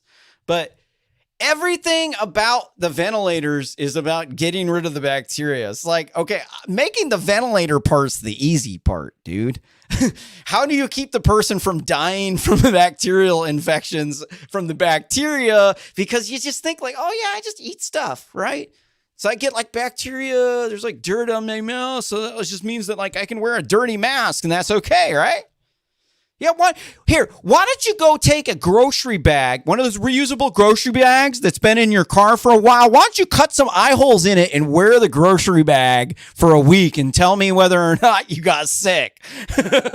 Don't do that. I'm just joking. I'm absolutely just joking. But obviously, you would never want to stick a grocery store reusable bag on your head with holes in it because they're nasty. They got germs all up. And that's your mask, dude. That kills people. That's why this Fauci dude needs to go, man. Dude's stupid. He's a political hack. He got his job from cronies when the people who did most of the work said he didn't know what he was talking about. It's dangerous to have people like this who are preaching this doctrine of diversity, critical race theory, critical gender theory, trying to get women to put off having kids till they're 30 so they can rise up the man ladder, work 16 hours a day so that they could slave for the man to make them rich, so that the guys will have some women to hang out with at work because they're total losers. They can't get a girlfriend because they're at work all the time. So they want to have women give up having a kid, kill off your family so that you can rise up the man ladder. So they can have somebody to be with because they're losers. If they weren't such a beta male, they'd be out getting with women that aren't at work all the time. But instead, they letting their dick fall off. It's rotten. It's got mold growing off of it. And then also that they can hang out with a woman at work so they could justify not having a family. So your family can die, right? These people are crazy, man. They live in a bizarre world where they blame people like me for the reason why women aren't programming computers all day long and doing science work. Yeah, it's my reason. It's my fault, dude. I'm the imaginary misogynistic pig, the imp pig boogeyman from MSNBC. I am the one that's been mistreating all the women. I have a white privilege factory. I have a cabal of white males that we all share the white privilege factory equally. And I get a cut of all of the black people and women's paychecks in the country. I'm underpaying them all, baby. It's me. It's me. I'm the big, bad, conservative wolf. I'm coming to huff and puff and blow your welfare down. And so they scapegoat me. And you're like, yeah, I'm the reason why. It's me. I'm the reason why the women aren't programming computers 16 hours a day, because I'm bogarting it all for myself. I'm taking all the code. I wrote all the code. I kicked all the women out and all the black people. Everybody was just a bunch of white guys. We had a white privilege factory. And then we took all the money. I took it all for myself. Like, dude, what planet are these people from, dude? I mean, it's like the stuff that these people believe is like some just bizarre stuff that came out of a anti-racist, pro-LGBTQ, 2CI, MAO, beep, beep. Because, you know, they got so many different genders. Eventually, they're like, yeah, beep, beep's the gender, right? Like, yeah, I'm a beep, beepophobe. I don't like beep, beeps. I'm like, when I see a beep, beep, I'm like, this guy's not right, man. You shouldn't be in my country. This is my country. You're not speaking my language, man. Oh, here's just a beep, beep, beep, beep.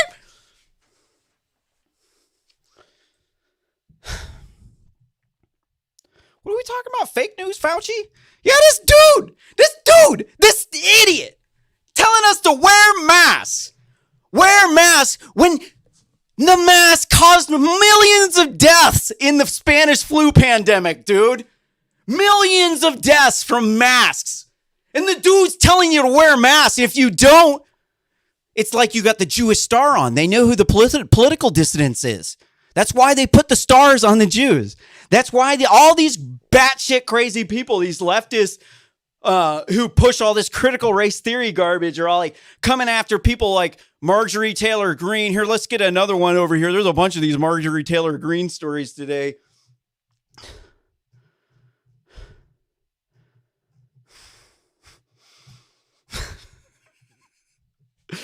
Like here, where's the one? I'm sorry, I'm looking for a specific one from the Hill.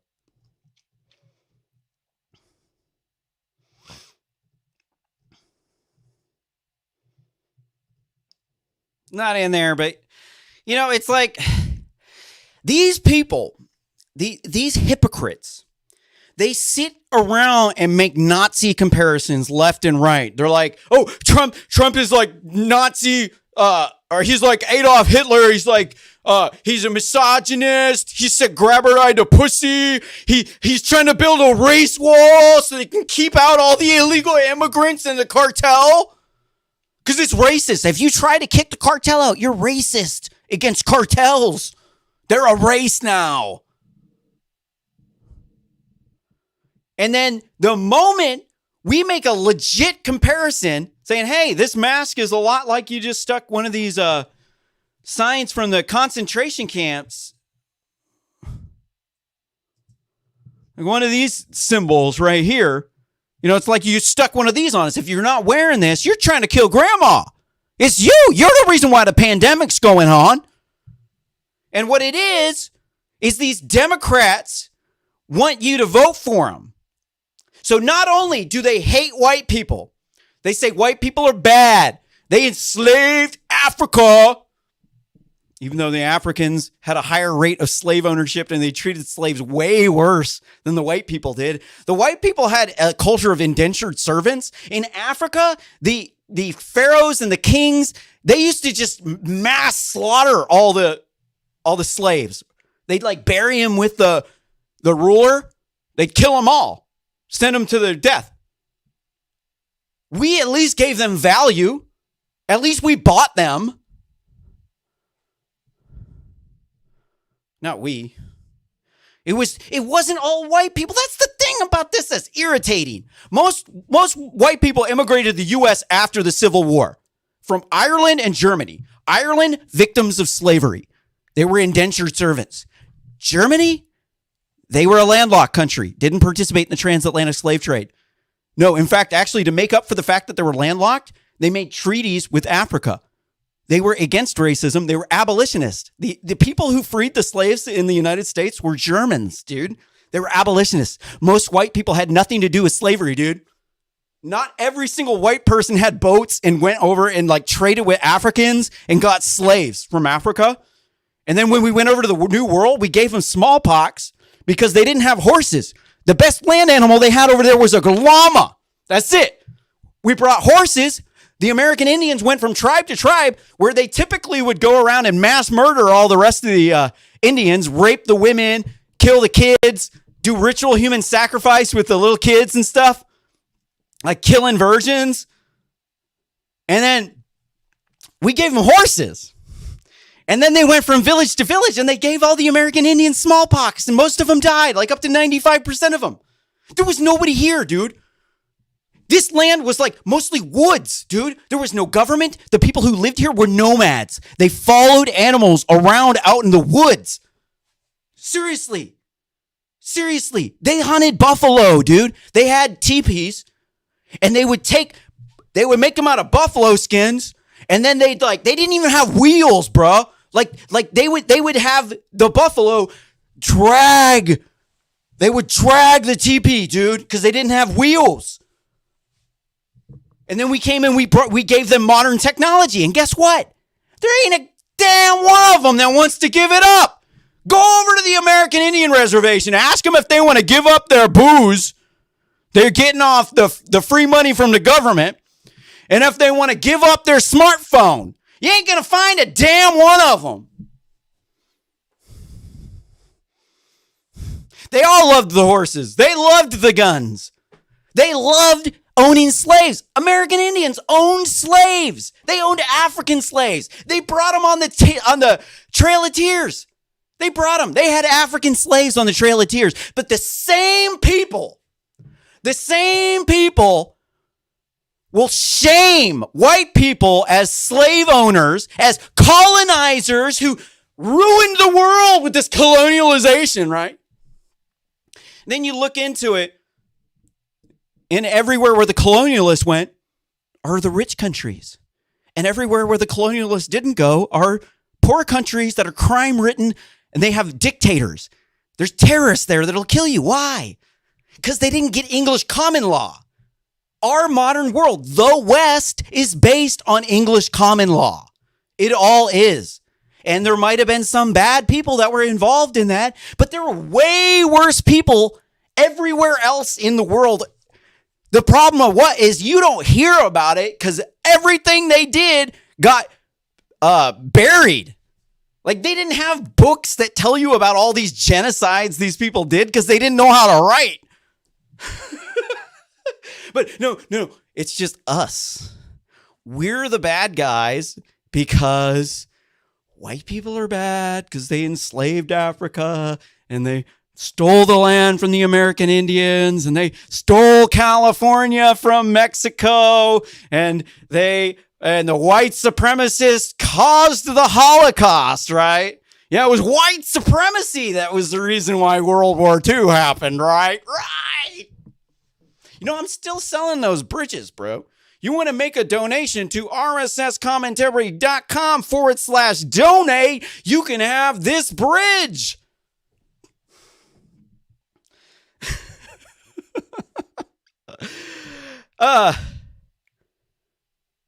Obviously, National Socialists committed the Holocaust because they were locking up political prisoners because they were socialist.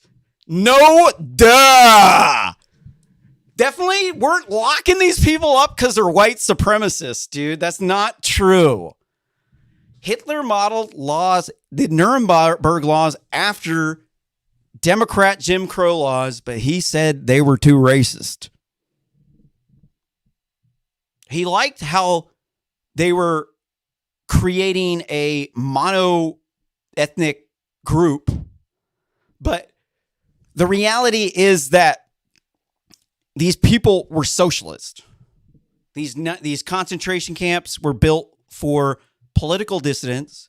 They were built for capitalists. They were not built for communists, as this fake news article states. They were built for capitalists. The Jews, the anti-Semitic Jew conspiracy theory is a anti-capitalist conspiracy theory where they are trying to get you to attack the Jews. But that's the purpose of the anti-Semitism, is for you to attack capitalism. That's the reason why Hitler wrote Mein Kampf. It's the reason why it states very clearly in Mein Kampf that this is a propaganda book. It is intended to wage a propaganda warfare. And whenever you see a book that says this is a communist propaganda disinformation campaign, you can think one thing. It's the opposite of what he said. When Hitler said, I hate Karl Marx because he's because of the things, the stereotype, the anti-Semitic Jewish conspiracy theory. Sorry. The anti-Semitic conspiracy theory. That's the reason why is to get you to overthrow the government, because the Jews aren't your religion. If they said the Christians have all of this money that their family gave to them, they took the labors of the proletariat, they would say, I'm a Christian. That's great. The conspiracy theory does not work if the person is not your religion. This is why they like atheism so much, because it allows them to wipe out their political enemies, because their political enemies are easy to target. They're easy to identify. If you're going to take out the capitalists here in America, you wouldn't know who to take out. But if you wanted to take out the religious people, you could target them pretty easy. And the religious people put God above state, and this makes them the number one thing standing between them and absolute state control, which is what they want. They're fascists. They want a cult of personality with a leader where the state is all powerful, because the state to them is the most ideal vessel to run society, the most ideal organization, because that's fundamentally what fascists believe. And that's what causes that is what caused them to commit the Holocaust. Absolutely not was it because of racism. That is a lie. That is a lie. No, it's because they were political dissidents, dude. They built the camps for political dissidents. They ran out of food. Then Hitler invaded Russia by invading the Balkans to get the breadbasket and the oil. And then the communists then turned on Nazi Germany, but it's suspected that they were still working together, that they figured we wanted to have a massive world war to bankrupt the world's economy like the Chinese are trying to do with COVID. Because afterwards, you're going to have a long period of time where people are too poor to mess with you, where it's really easy to sell them on communism, where it's easy to do coups because they are unable to defend themselves because you just blew up their country and killed all the fighting age men. Not all of them, but good percentage of them.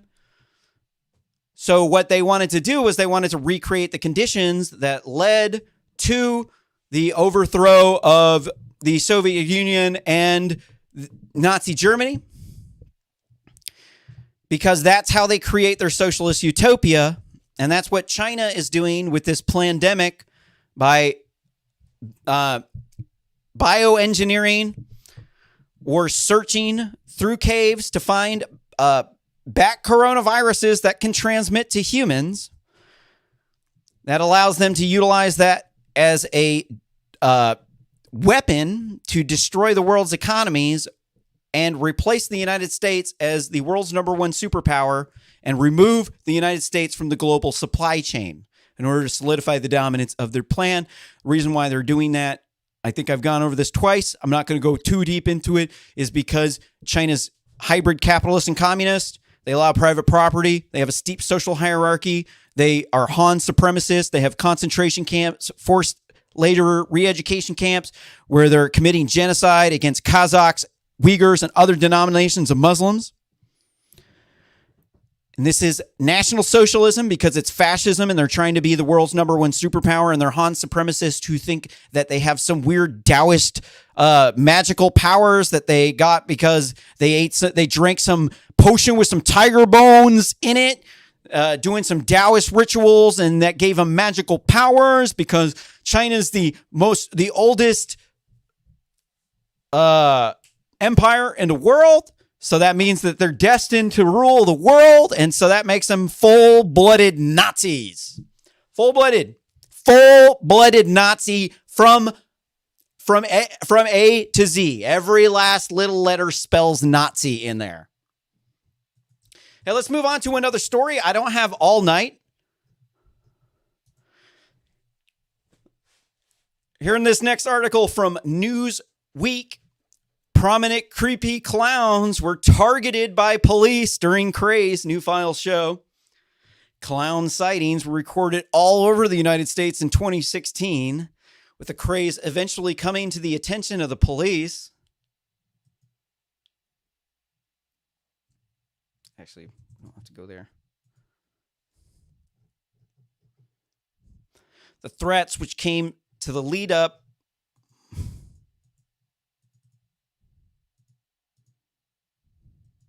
Oops.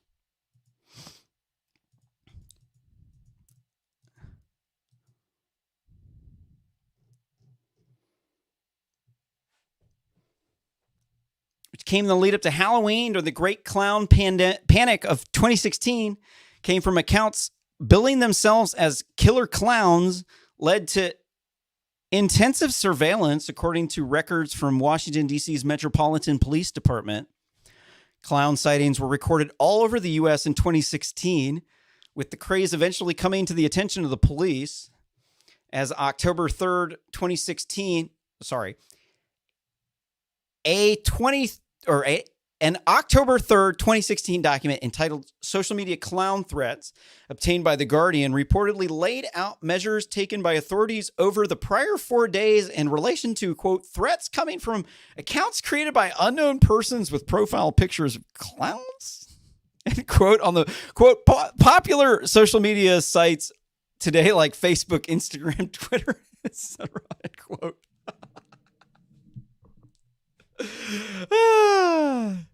Hey, this world's pretty crazy, man. The report was found in a trove of police documents stolen and published by the ransomware attack by Babook and later redistributed by the Transparency Organization. Distributed denial of secrets, The Guardian reported. Files referenced several non-specific threats made from an Instagram account, quote, Snappy the Clown _ comma, end quote, and the Facebook account, quote, Killer Clown Amber, end quote, to a large number of public schools in the D.C. area. These threats had, quote, been garnering the attention of many school administrations and have been the cause of concern for many parents, end quote, the report said. Particular threatening post recorded from this, quote, Snappy the Clown _ and, quote, included a photo of the two men dressed in a sinister clown outfit along text reading, quote, Cardozo and Bell, here we come, end quote, seemingly in reference to the two public schools in the D.C. area. Quote, the attack will be Monday at 3:30 p.m. After I prove you will join me in my humanity's annihilation, and quote, the post allegedly reads.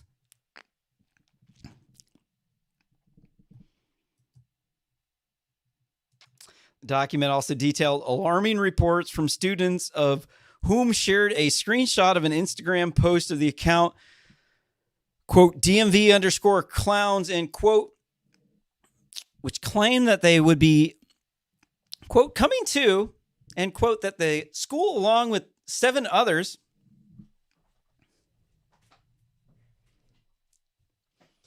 we got to stop with this clown hate. I mean, I know they're creepy, but it totally doesn't mean that you should be like pulling out a gun and shooting them, because that's just kind of messed up, man. I mean, some people got clown fetishes, man. They got like a clown nose underneath their bed, and they got like clown shoes that they use as dildos. They're weirdos.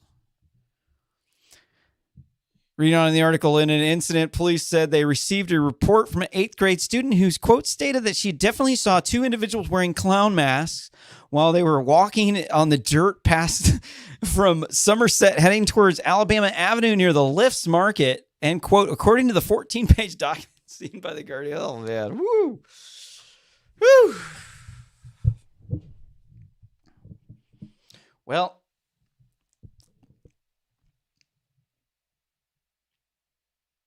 I mean, we've seen a lot weirder stuff on this show. This is a little bit more comical.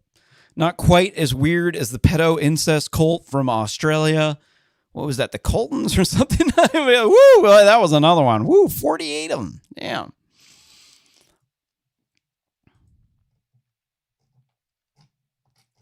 Here, let's shame this UK football player. Here in this next article from the Daily Mail. Homeless woman is drenched in water by professional football player after she hurled racist abuses at him. Wealdstone FC footballer Ryan Gondo shared the video of a homeless woman hurling racist abuse on Twitter. Footage then shows him kick her money cup before drenching her in water. So what the woman said was, she called him the C word, and then she said the N word. Well, here what it says, video shows him confront homeless woman who repeatedly call him the N star. I tried to post that on a friend of mine's post once, and he said that was racist to say that I had to change it to N-word. Gondo kicks her cup before saying old him would have kicked her head in. Second video of Gondo shows Gondo drenched woman in water and then shouted abuses at her. Mr. Gondo has since reserved more racist abuse online since sharing the video.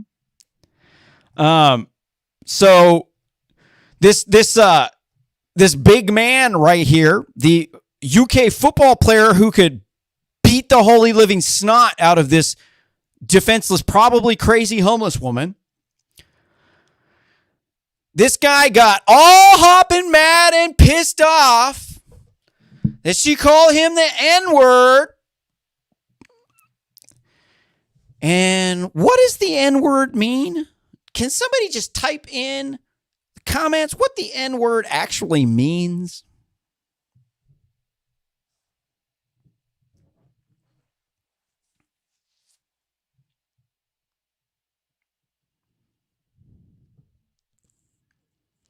It means black in Latin. These people are getting upset that you called them the color black. So this guy, he called this girl a tramp for calling her the C word, and then he kicks her cup, throws water on her after she calls him black in Latin. See, this is the problem. All throughout history, the N-word has never been a pejorative. It's never been considered a bad word because it's a color. There's like literally nothing wrong with the N-word at all. If there's something wrong with the N-word, we should ban calling them black Americans because it means the same things, or black Europeans or whatever, you know. The reality is that they wanted, in the civil rights era, they didn't want to be associated with being black Americans because that was similar to the N-word. No. The N-word is so harsh. No, they wanted you to call them an African American. And the African part comes first. Because you took their people for Africa. Where their own people enslaved them, probably would have murdered them. And so they made this word taboo, not because the word was bad, but because they didn't like the tone of the voice of the racist white person that said it. So next, we're going to have to ban black in what language? What's the next most racist language? Okay, English, right. So it's semi-unacceptable to say Negro, which means black in Portuguese. But it's completely unacceptable to say it in Latin, right? But wait a minute. It was the Portuguese who enslaved a lot of these Africans. What on earth do you have against Latin? I just don't understand why these cowardly people can't just call the person an albush right back. I mean, if somebody calls you black in Latin, call them white in Latin. I mean, for real, it's nowhere near as bad as calling a white dude a cracker. I mean, I am white, dude. I'm a white dude. I'm not a European American, bro. Like, I don't even know where in Europe my family is from, dude. We immigrated here after the Civil War. And I think it was from Welsh and Ireland, but because my last name's McCullough, but I don't know shit, dude. All I know is that my uncle used to own a castle in Ireland, or not my uncle, my second cousin, Jack McCullough, or his father, because this guy's a famous fashion designer. I guess his father had a castle for a little while. Doesn't have the castle no more. But other than that, dude, my family's from Philadelphia, bro. Like, I am not a European American, dude. I'm not from Europe. I don't know anything about European history outside of World War II. Like, I really, honestly, like, I know they used to have castles and stuff, but like, I just know American history because, like, I'm an American, bro. I'm a white American. I'm a albush. I'm just tired. I mean, and this guy sitting here calling this woman a tramp because she called him the C word. And she said the N word. And these people are too thin-skinned. Oh, if you call them black in the wrong language, they're gonna beat the snot out of you. You're like, really? Really? So I wonder why it is in America that over 50% of the murders in America are committed by black people. Huh. I wonder why. Maybe somebody's got too thin a skin and you flip a wig anytime anybody disrespects you. Like a child. I'm tired of these people, dude. These black people and Latinos are some of the racist people you'll come across, man. You wanna talk about white people being racist, dude? The Mexicans are like, hold my beer, bro. They're conquistadors, dude. They speak Spanish. Sorry, I'm getting too loud here. At least my mic's not up too loud. I did a show earlier today and my mic was up too loud. I'm done talking about this C word. I've been on Twitter trolling these guys. And I don't know which guys, on which football team, but I know there was a bunch of football players like calling me names, calling me racist because I'm like saying the same stuff that I said. You know, to them, any sort of criticism of a non-white person is racist because racism is only anti-black racism. Racism against white people doesn't exist because white people are the dominant class of people and they oppress the oppressed class of people. They were the colonizers. They enslaved Africa because they invented this superior technology. It's so horrible. We have modern medicine. I mean, for God's sakes, how could you invent antibiotics and a microscope? How could you invent wheels and boats? You're so horribly racist.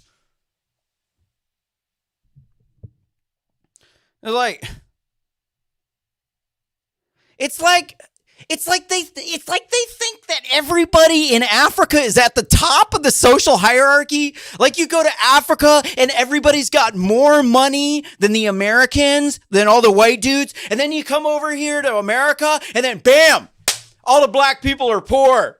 Like, It's white supremacy. Really? Really? So let me get this straight.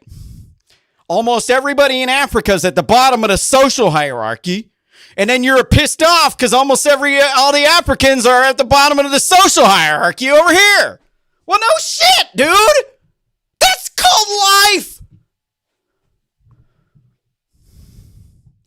I'm done talking about these people. I'm done with these people. What a bunch of cunts.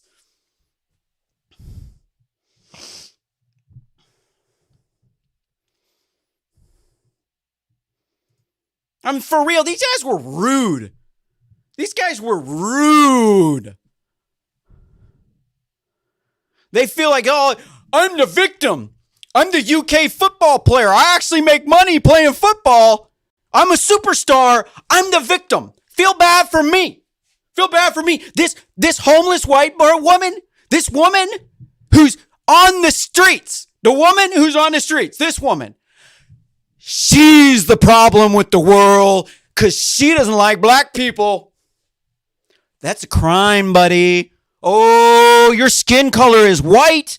That means you're not allowed to dislike non-whites. That's a crime. That's a sin. You have violated the heterodoxy. That means we're coming for you because you didn't like somebody. Oh, you messed up, bro. Oh, you better not dislike the non-whites, man. They'll fuck you up, dude.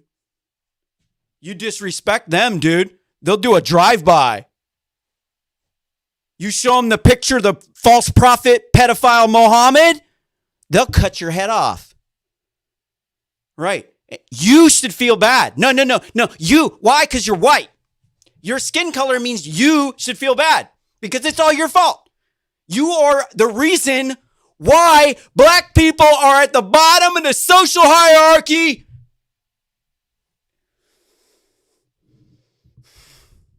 It doesn't have anything to do with their bad grades. It doesn't have anything to do with them rather wanting to be a pro athlete, a rapper, or some other more cultural job like that they could use their African American studies degree so they could go get a job replacing the white dudes with younger, more diverse people that they can pay less. Poor woman. I mean, she really seemed like she had some mental health problems, dude. Like, for real, dude. There's a lot of people that just say the N-word all the time. They're like obsessed with it, and they don't hate black people at all. Not at all. They don't. It's their favorite word. It means black in Latin. Really. Like, it really isn't a bad word, dude. Like, if somebody calls you the N-word, why don't you call them an albus right back instead of flipping out and assaulting someone like a piece of trash?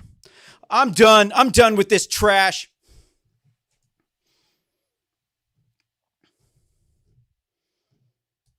All right. Ooh.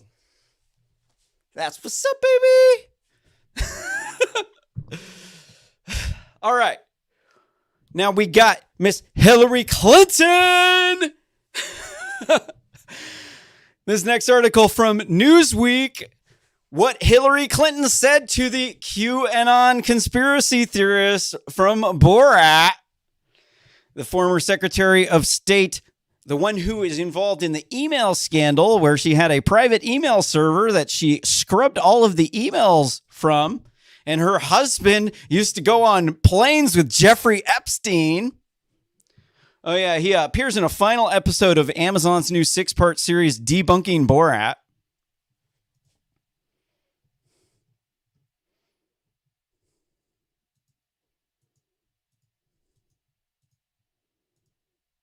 Oops. Sorry. Apologize.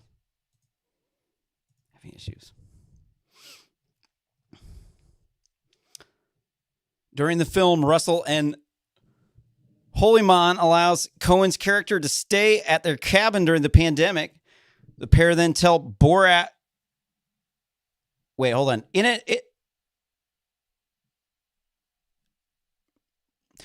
I got to go back because I missed a sentence. So in an episode of the 6-part documentary series Debunking Borat, released Tuesday on Amazon Prime, the former Secretary of State and First Lady plays the recorded messages for Jim Russell and Jerry Holman, the two men who have featured in last year's Borat subsequent movie film, spreading false information about coronavirus and Clinton.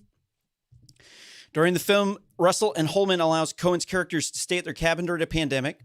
The pair then tell Borat why they think Democrats and Clinton are, quote, evil, end quote, with Russell adding, quote, mostly they torture these kids. They get their adrenaline flowing in their body. Then they take out their adrenaline glands and then they drink their blood out of it. I think they also add in that they're making gravy out of the brains of the dead baby fetuses.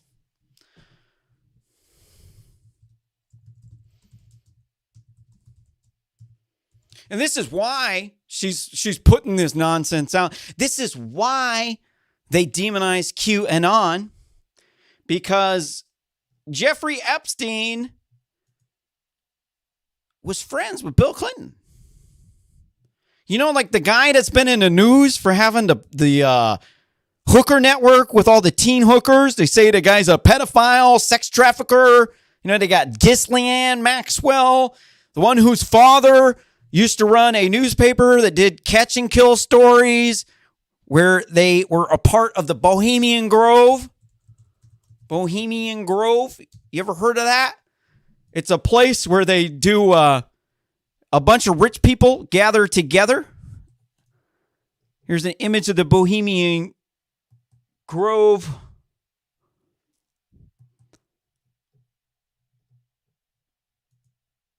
Here's a picture of there's a bunch of the people at the Bohemian Grove eating dinner. This is a group of some of the most wealthy people in the entire world. If anyone controls the entire world, it is the Bohemian Grove. These people, and they have very famous people who've been there. There's like Nixon and Reagan here. Let's find. We can see this picture of Nixon and Reagan at the Bohemian Grove. So they have world, like presidents, international leaders. This is a secret organization. You're not allowed inside. The only thing that we know about this organization is that they worship an owl god and they do mock ritual human sacrifice of children. And this is not, I'm not making this up. You can go look it up. Like Alex Jones busted, he came inside of this place. He went and filmed it. And they do this. They actually have an owl god. They actually do mock sacrifice of children to some weird polytheistic god. And what is suspected, and we don't know, this is just a rumor from Alex Jones, is that Ghislaine Maxwell's father,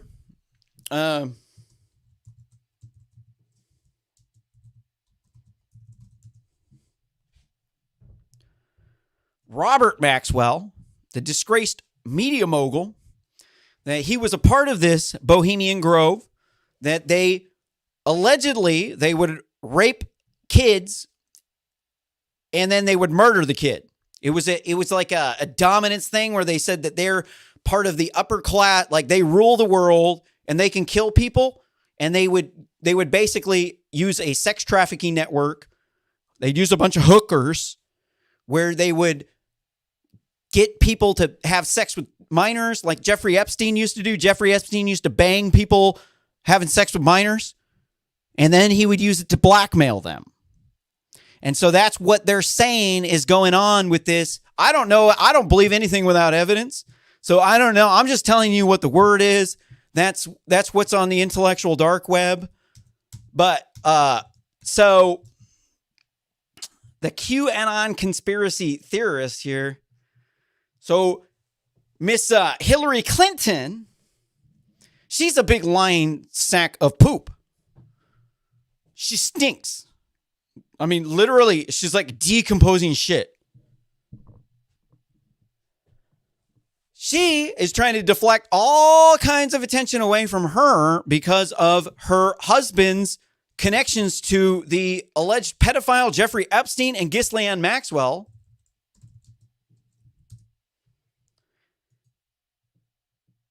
Let's look at some of the other pictures here. We got another picture. Is that two pictures? Those are two pictures. Apologies.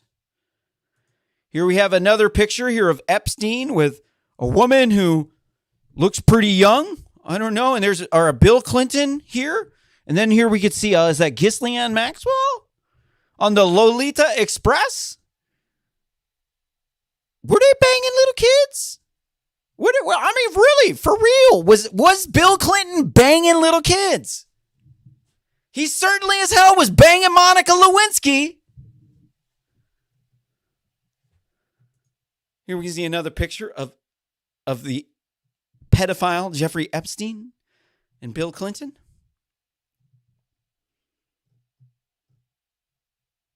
Here we can see Prince Andrews and Bill Clinton. I think the thing with Prince Andrews is stupid.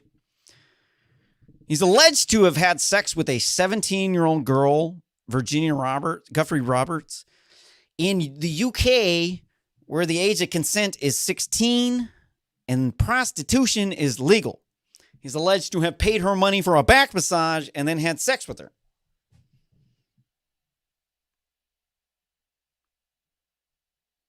And really, it just goes to show you these hookers who are suing Epstein, they just want that hooker payoff money. That's all they want.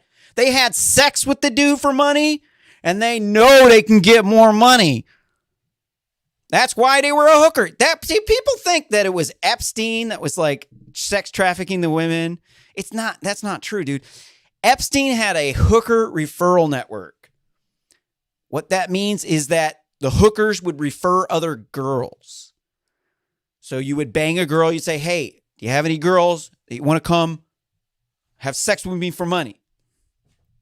And then those girls would then go find other girls. They'd hit up their girlfriends, and then they'd send more girls. And then you snowball. You get more and more girls that you then snowball. And most of the women were above age. And then occasionally they'd have sex with some teenagers. And then there was one that was 14. And that was the one that was like the worst. Technically, that's not a pedophile. Technically, a pedophile is attracted to girls 13 age or younger. And that's from the I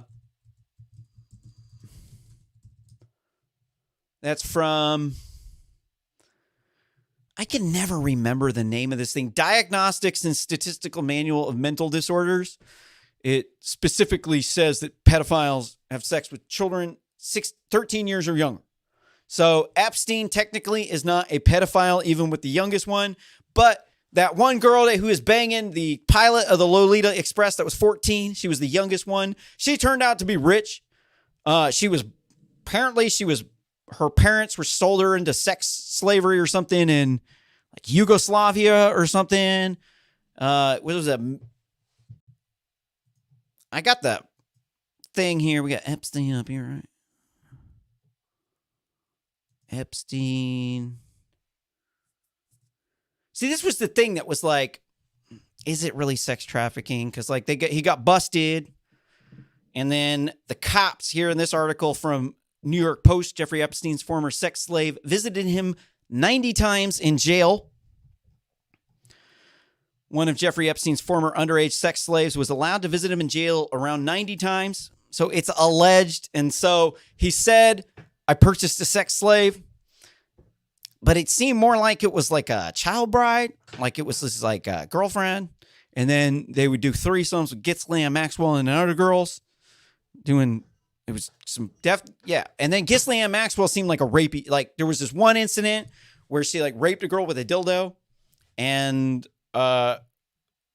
after she brought someone that said they were underage and then lied about it.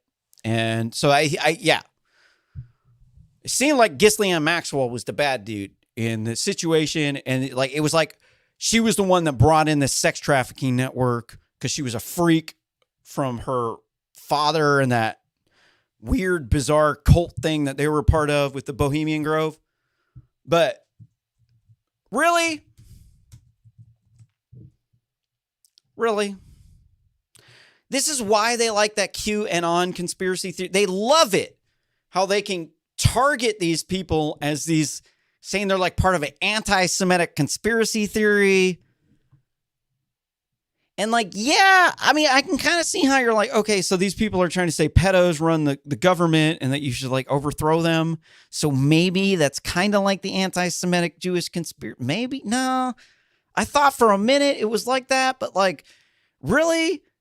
No, not at all, because they're not trying to get you to overthrow the government with socialism. The anti-Semitic conspiracy theory was intended to get people to overthrow the government with either communism or fascism. They didn't care. If you either sided with the people who believed the anti-Semitic conspiracies, you would be with the fascist. If you didn't, then you would be the communist. So either side that you picked, you would be picking their side. That's why they did it that way. But here, let's go. And we got something about satanic pedophiles here. The claim is linked to QAnon conspiracy theory that there is a cabal of high-profile satanic pedophiles who torture and kill children in order to harvest adrenochrome from them. No, it's the Bohemian Grove. And it's alleged that they had a blackmail ring where they would have sex with children and they would murder the child because they were aristocrats. They were the wealthy elites, and they were showing that they had dominance over humanity by raping and murdering children. That's what the alleged plot is. Anything else is some batshit conspiracy theories. They just make up whatever they want. The reality of it is these politicians don't like QAnon because somebody called them a pedophile on the internet. That's the truth.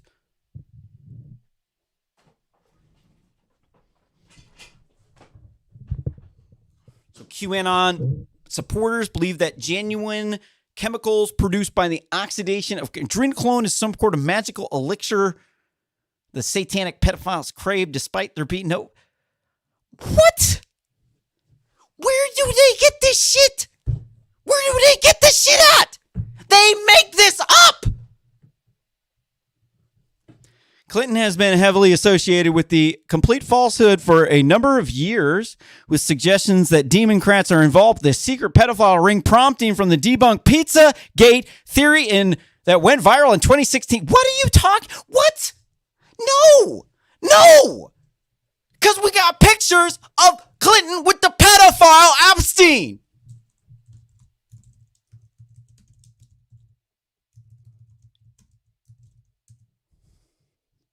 Not only that, there's also that incident where there was in Arkansas, there was some cocaine smuggling that was going on. There was a plane, it dropped some cocaine on some railroad tracks and some kids saw it. And then the kids got murdered because there's people waiting to pick up the drugs. And then the Clintons gotten involved. I don't know everything about that, but I do remember looking into it and it looked legit to me. If anybody knows anything about that, if you can post it down in the comments down below.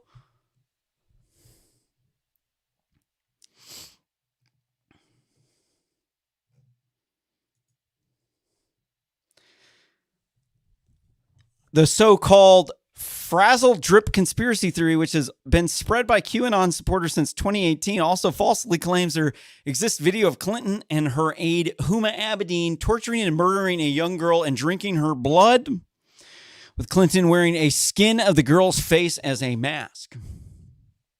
Was it at Bohemian Grove?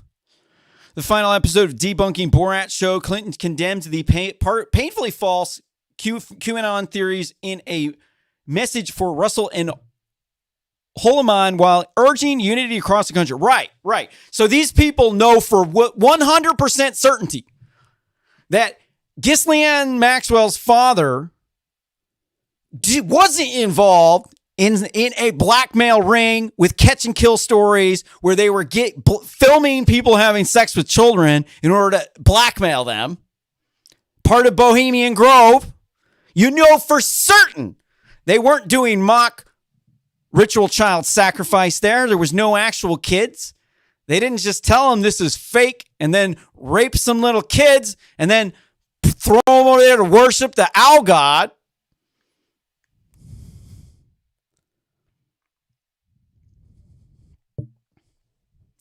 I'm not going to waste my breath on these people anymore. This is a fake news week. Not the first time they're pumping us up with fake news.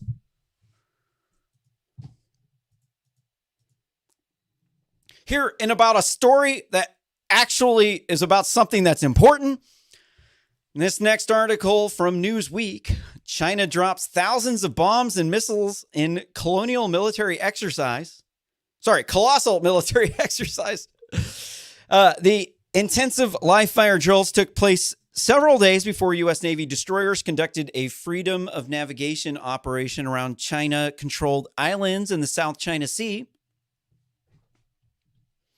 I like to just call them Nazis. They're Nazi-controlled islands in the South China Sea. Aircraft assigned to the South Sea Fleet, which is part of the People's Liberation Army, Southern Theater Command, released, quote, thousands of munitions, and, quote, during the drills, China's state broadcasters said Monday. According to its report, pilots trained in, quote, precision strike and, end quote, and, quote, saturation attacks as warplanes flew at low altitudes and unloaded bombs, anti-ship rockets, and anti-cannon fire at floating targets in the sea. I wonder if any of them boats, I bet you one of their boats sank because of the bad construction. That's just every single time you got a large amount of Chinese made things in one area, you can pretty much guarantee one of them's going to break.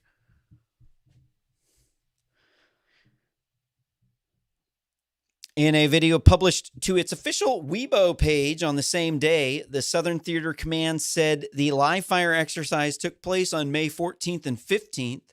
The images appear to situate the drills just off the coast of Henan province in southern China. The JH-7, China's two-seater fighter bomber, also known as the Flying Leopard, features heavily in the public released video footage, which shows warplanes strafing a marked platform well below the water surface while also dropping bombs on it. I wonder if they just ripped off this airplane design from us. They just do that, man. Pictures of the firing exercise were carried by China National Radio as early as May 20th, while military program under CCTV broadcast. The first video a day later. Here we can see a picture of the shoddily constructed Chinese aircraft firing weapons that probably didn't work whenever they hit the target. That's what happens when you're propped up by capitalism and you're against capitalism. The only way their society works is if they steal from us and we just don't do anything about it because we don't want to sound racist. Here's some more pictures of the Chinese warplanes remarkably actually able to fire their weapons. I mean, you do actually have to give them props.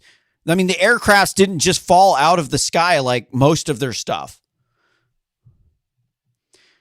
USS Wilbur Curtis and Ailey Berkey class guided missile destroyer operated under the U.S. 7th Fleet also drew protests from the PLA 2 days before the FNOP when it transitioned to the Taiwan Strait amid China's growing military might. Really? That's really growing, dude. Really, I don't really actually think that their strength is growing, dude. I think they're just lying to you. U.S. forces have joined other regional powers in conducting routine exercises in the Indo-Pacific region. See, there's an old saying, never get in a land battle in Asia. That means if you live in Asia, you're screwed. All right, I'm going to let you read the rest of that article. Here, let's see if there's anything else here. We're going to do 2 more articles. Hold on. Got to do this next. We've been talking about Epstein. Here in this next article from Fox News, Jeffrey Epstein cell guard gets 100 hours of community service. Judge allows. The federal judge approved An agreement on Tuesday that will let Jeffrey Epstein's guards skirt jail time.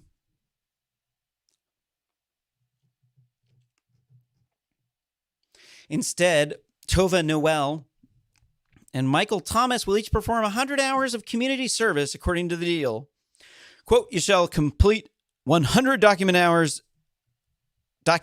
hours of community service, preferably related to the criminal justice system, including working with related released inmates, end quote, said Southern District of New York Judge Elisa Torres at virtual conference on Tuesday. Southern District of New York.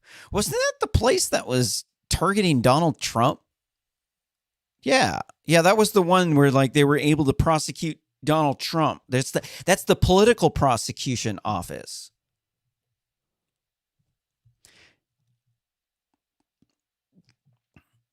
The judge also warned that the case will only be dismissed if the defendants comply with the terms of the agreement for the next 6 months. I don't know what to think. Part of me thinks that Epstein was killed. I don't know enough. I think so the guy who said that Epstein was murdered, he was the same quack doc that the George Floyd family hired to do a fake autopsy, because the guy's like a TV doctor, used to be a real doctor, but then he started getting into being a TV doctor.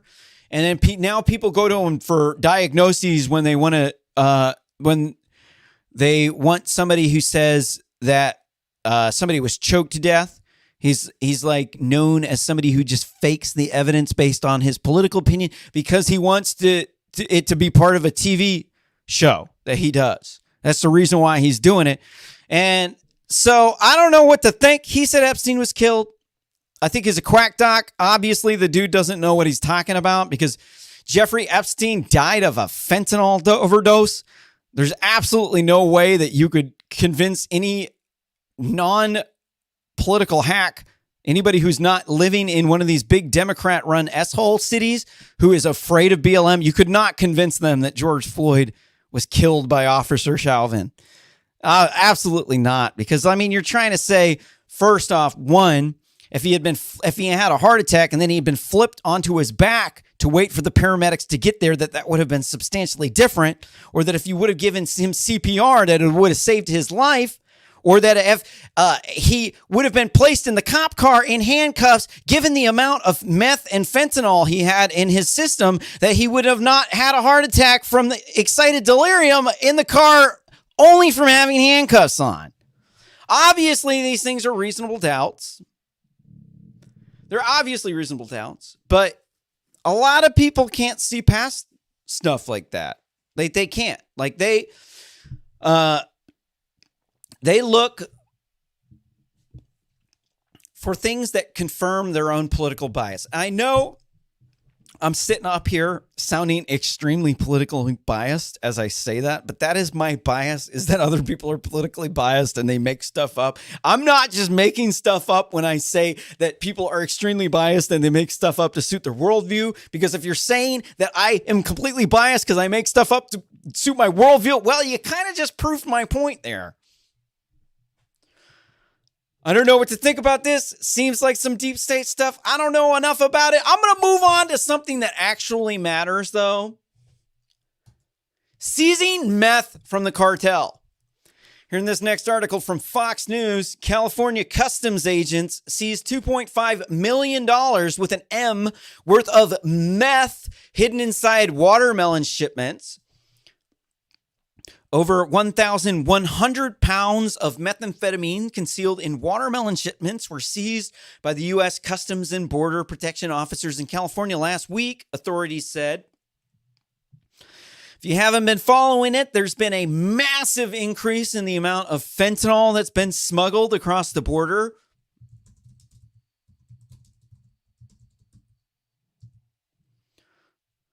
Here we can see in this next article from Newsweek, Texas sees 800% increase in fentanyl coming across the border. The Customs and Border Service has seized enough fentanyl so far this year to kill every man, woman, and child in the state of New York. This is what happens when you open up your borders. When the United States government is no longer controlling the southern border, now it is controlled by cartels, and they're funneling in meth, heroin, and fentanyl that they're getting from the Chinese Nazi Party in order to kill your friends and family. Chinese are using it as a chemical warfare agent. The cartels are gleefully importing these drugs, making billions and billions and billions of dollars. Now they're making $400 million a year doing human smuggling. They're utilizing these human smuggling victims as diversion for them to get these drugs across the border. They'll send a lot of unaccompanied minors so that the Customs and Border Patrol has to deal with them. And now 80% of the Customs and Border Patrol agents are dealing with the migrant emergency, the disaster on the southern border. And then when they're busy dealing with the kids, then they bring in enough fentanyl to kill every single person you ever met. Also that Biden, President Kamala Harris, Vice President Joe Biden, and the Democrat National Committee can get access to the Latinos' kids so they can get them to vote blue no matter who by making this a sanctuary nation. See, if they don't kick out the Latinos, and they say, no, it's not the Democrats that run the big cities that are the racist ones. It's not the Democrats that control the big corporations that won't hire you because your GPAs are too low.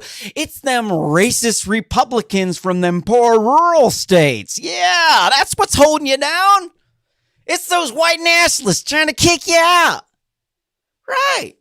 And then as long as they make it so that their parents don't get kicked out, the children of the illegal immigrants will vote blue no matter who. And the Democrats don't care if your family dies. All they want is power. They don't care if the United States is unproductive because we just funneled in a whole bunch of low-skilled people that are pushing out the higher-skilled people out of the big cities because now there's a housing crisis and even the legal immigrants are now going homeless because the illegal immigrants are flooding into the big cities with all of this meth, heroin, and fentanyl from the cartels. But it's your fault. Because of your skin color, you are the one that are causing all of these problems. You being white is the reason why the black people in the hood get bad grades, dude. It is your white privilege. If you did not get such good grades, the black kids would have better grades. This is all your fault. Yet these people are crazy. They're crazy. They live in a bizarre universe controlled by public sector employee unions, the ones that control the Democratic parties, because in the big cities, that's one of the big jobs that you get. It pays good. They don't fire these bad apple teachers in the public schools. They just shift them around, dude. Then you get that like crabby old, like really ugly, like substitute teacher that's like, I'm Mrs. Appleby. I'm here to teach you history. These white people enslaved Africa. They took the land from the American Indians. They committed genocide. Like, oh, woman, you might want to go get that checked out. Woo! Might want to go pay somebody to rub your pussy with a broomstick, woman, because it's got some mold on it. Damn. They don't get rid of her, bro. They just shift her around, dude. Goes from one school to the other. Just comes out of the closet every 6 months. I'm Mrs. Appleby. I'm here to teach you English today. English is racist. They own slaves.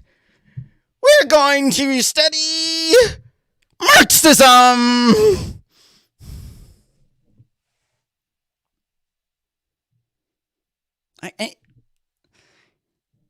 It's like, you're like, what world do I live in, dude? Like, did you all like come out of like some portal from the clown world? What? Okay, so that thing in 2016 when there was all those clowns that were terrorizing the country, and then we just read that article here from Newsweek about the prominent creepy clowns that were targeted by the police during the Craze New File show, and they were spying on people who would post clown pictures on Instagram and Facebook. Do they have a portal to a different world? Is that where these white feminists come from? Oh my God, they come from Stephen King. Oh my God.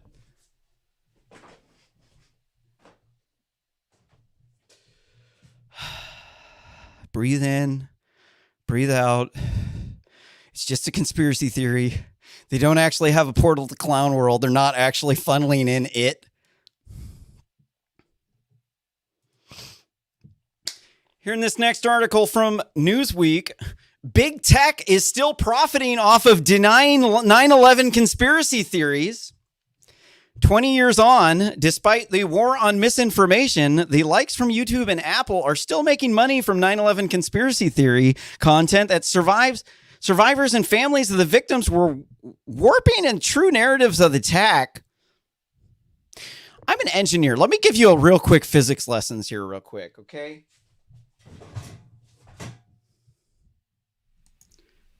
So I have this chair. It's made out of metal, okay? So this thing's a skyscraper, right? So I'm going to climb up the top of the skyscraper. I'm King Kong right now, right? Okay. So I'm on the skyscraper, right? Right.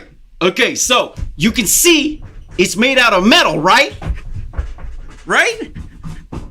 All right. So now we need to get this skyscraper to fall at free fall speed like the Twin Towers did.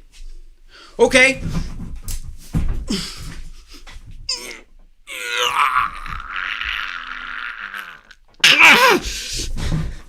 Nope, it's too strong. I'm gonna have to get some thermite and cut the metal girders because, well, yeah, it's made out of metal, dude. It's got like these metal poles. They're called girders. They're really strong. They go into the ground. They're like anchored down into the ground, like maybe 100, 200 feet.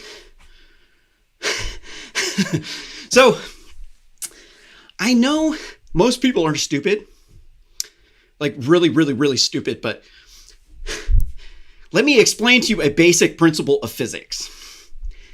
Buildings don't fall at free fall speed unless their girders were cut. The official explanation of 9/11 is that there were diesel generators that exploded in the middle of the World Trade Center. This is from Popular Mechanics, that whatever National Institute of Transportation Technology or whatever. What they said was that the diesel generator exploded and it sucked the building down.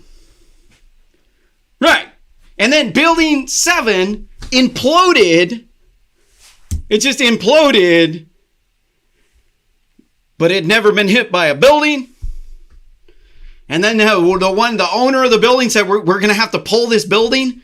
And they evacuated everybody out of the building. And then it came down like a controlled explosion. Yeah. If you believe that was actually a plane that brought down those World Trade Centers, you're stupid.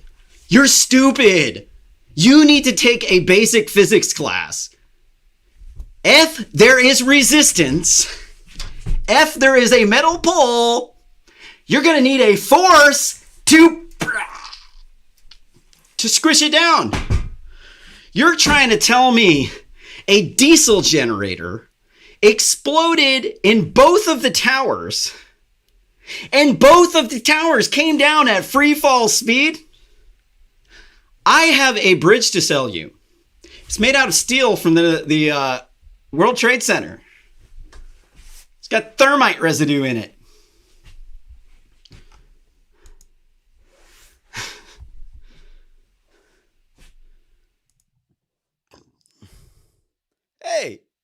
It's the Logitech. Wrong one. Damn. Haven't used that camera in a long time. This next article from the Daily Mail. Farmer 72 is left with a giant triple hernia on his stomach after NHS operation was canceled. He is now struggling to even walk or go to the toilet after falling victim to the NHS's delays, which has left him with a giant triple hernia. Ooh.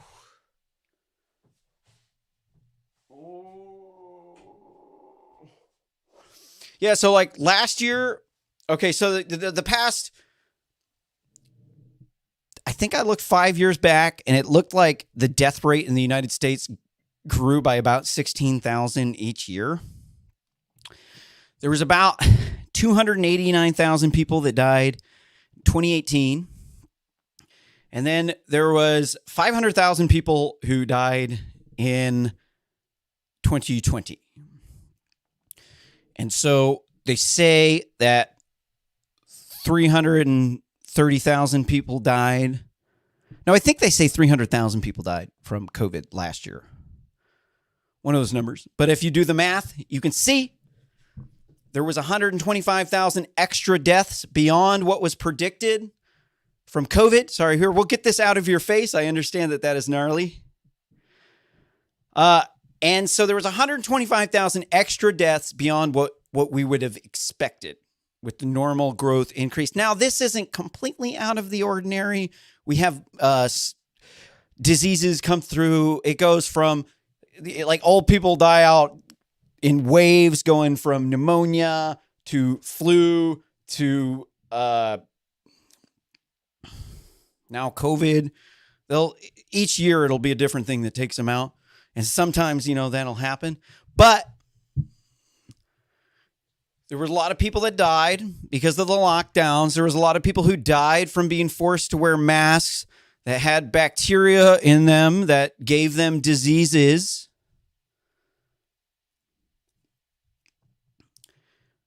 It just goes to show you the words that you should be the most afraid of when you hear are, "Hi, I'm from the government and I'm here to help."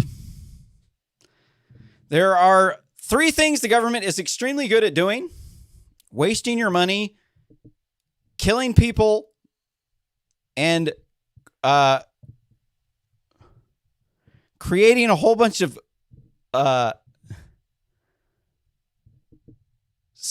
useless regulations. People get around in a group. They theorize how to build these organizations. Everybody's got their idea. They get excited about it. They're like, "Oh, if we would just do this, everything would be perfect. Everything will work great." None of them had to like build any sort of systems. They've never run any government. They don't know that, like, almost everybody who tries to build a machine builds it with all of these ideas of how it will work, or preconceived notions.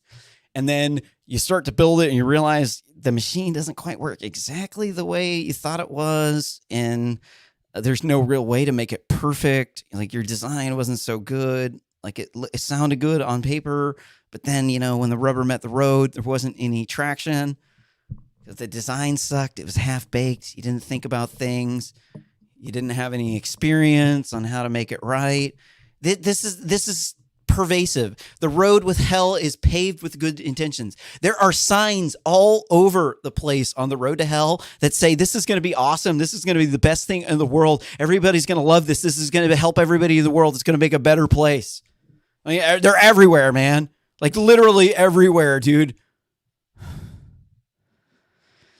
We just see how what we should have done was what governments have typically done whenever there's a pandemic, that instead of trying to stop the disease, you mitigate the damage caused by the disease. But the problem with trying to stop the disease is you ain't God, bro. If you try to act like God, it's not going to turn out good. The only one who does anywhere near a decent job of God is Jesus, okay? Whew. Now let's, I'm sorry.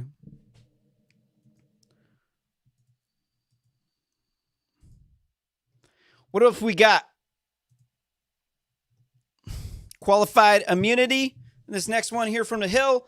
Police reform fights hinges on qualified immunity. A partisan divide over legal doctrine shielding police officers from civil lawsuit is one of the last major obstacles to Congress striking a deal on a comprehensive policing reform bill ending what's known as qualified immunity has been the ... I don't know, man. I mean, the federal government does set up law enforcement. So they do have some business making rules for law enforcement, because there is federal need for law enforcement. But these laws that most of these black people are dying from are state and local laws. States have a right to kill people for legal reasons. They do. As much as you don't like it, they do all the time. The thing is we just got a really bad crime problem, and it's like you're throwing a doctor in jail for malpractice. That's really what it is, because the police officer is a professional who does a job. That job's very dangerous. He could get killed. Because of this, he has to have a gun and other non-lethal methods. So what these people are upset about, I think, is the gun accidents. They're upset that there's almost 1,000 deaths by police, and they just lump them in like they're all unarmed black people just getting gunned down by white supremacist police officers. But then you look into it, it's like 2/3 of these people were armed with dangerous weapons. Vast majority of them posed a significant threat to the public. People are glad the cops did what they did. But then you end up with the situation where you get the gangbangers up in the hood, and they're driving around, got sketchy stuff going on. Then they get pulled over by the cops, like they probably should be. And then they say, I'm being racially profiled. And they're totally sketchy. They're in a sketchy neighborhood dealing with sketchy people. But nobody wants to say, no, I mean, I was at the crack house, but I don't have any dope on me, so I don't know what you're talking about. And then they're like, oh, yeah, everybody, like anytime there was that Jacob Blade shooting, these people in the hood, up in a big city, to get the low grades, they got the crime problems, always mouthing off to the teacher, getting in trouble, robbing people, beating people up, killing people, getting sent in prison. And you get a bunch of these people in one area, and then they start fighting. Somebody robs somebody, and then the cops got to come. And then they shot Jacob Blake, and then everybody there lies.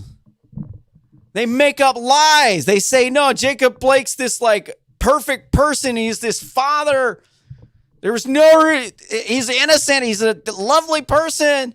There's no reason why you should have shot him to prevent him from doing a high-speed chase with kids in the car. And they make up a false narrative that there's white supremacist police gunning down unarmed black people because they went to work that day saying, you know what? I'm going to kill an unarmed black person today. Yeah, that's it. I want to go home tonight and have to deal with that nightmare for the rest of my life. Right.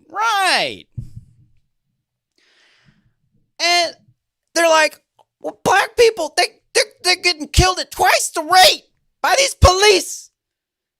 That means that they're targeting us. They're hunting us down.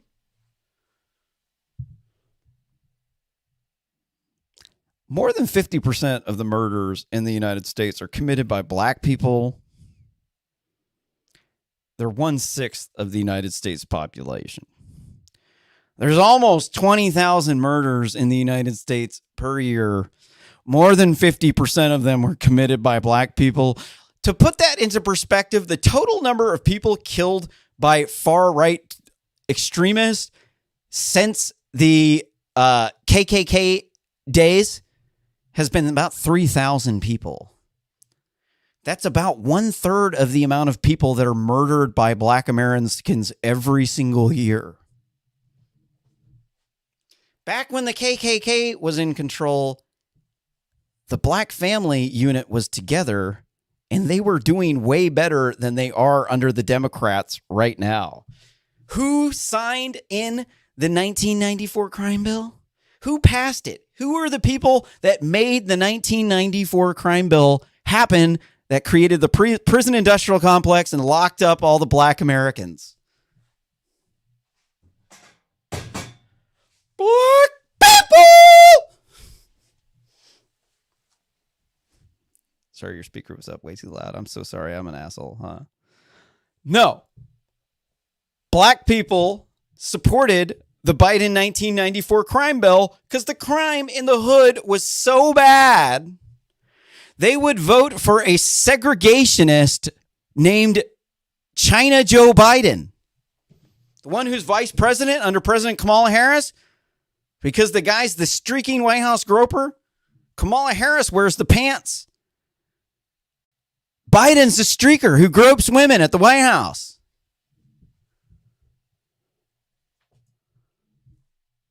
Here in this next article from the Times of Israel's, over 1,550 suspects arrested in Jewish-Arab rioting.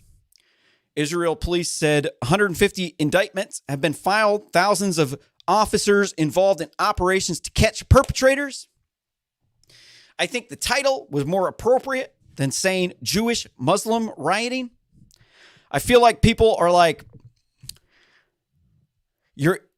these woke anti-racist liberals pushing all this critical theory garbage. They say you're not allowed to criticize Islam. It's Islamophobia. They obviously never read the U.S. Constitution, because the first sentence in the Bill of Rights says that the Congress shall make no law respecting the establishment of a religion.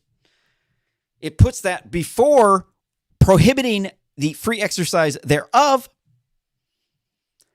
But the reason why they put the Congress shall make no law respecting the establishment of religion is that we have a right to criticize your religion. We have a right to criticize your church. We have a right to criticize your politicians. Sorry, I just bit my tongue. Got to get off the live stream. When my tongue gets swollen, it means I've been talking too much. But I do like how they're not saying it's Jewish-Muslim rioting, because we need to isolate the religion Islam that spawns radical Islamic terrorism with the Arabs, who are often victims of this radical Islamic terrorism, right? It's like saying all Latinos are the same, that they all want illegal immigration, that they all want Mexico to take over the United States because 56% of illegal immigrants come from Mexico. Not all Latinos are the same. They don't all come from the same place. In South America, they don't call them Latinos. They call them Brazilians, Colombians, Argentinians, Mexicans. It's only us that views them all as this monoculture. The reality is that it's not a monoculture, that the Latinos are actually very diverse themselves. There's a incredibly diverse assortment of Latinos, far more than diverse than Black Americans. Black Americans are fairly devoid in culture, actually. If you actually compare the culture that they have compared to the white culture, you'll see that there is much more of a monoculture. In fact, actually, Black people in America don't really actually have much culture compared to white people, because white people's culture is all of those things that is in Black culture, along with all of these things that are in white culture. But it's not the other way around, because they want to be known as African Americans. They want you to put the African part first. They're not Black Americans. No. They're African Americans, right? And that's the same thing with this association of Arabs with Muslims. It's like you assume just because the dude's an Arab that he's a Muslim. And, well, this is only true because we think this. If we did not think this, it would not be true. But we stereotype people, and then it will become us and them, and then it will end up with a thing where you're not allowed to criticize Islam, but they are allowed to cut your head off for showing a picture of the false pedophile prophet Muhammad, the one that had a 6 to 9 year old child bride named Aisha.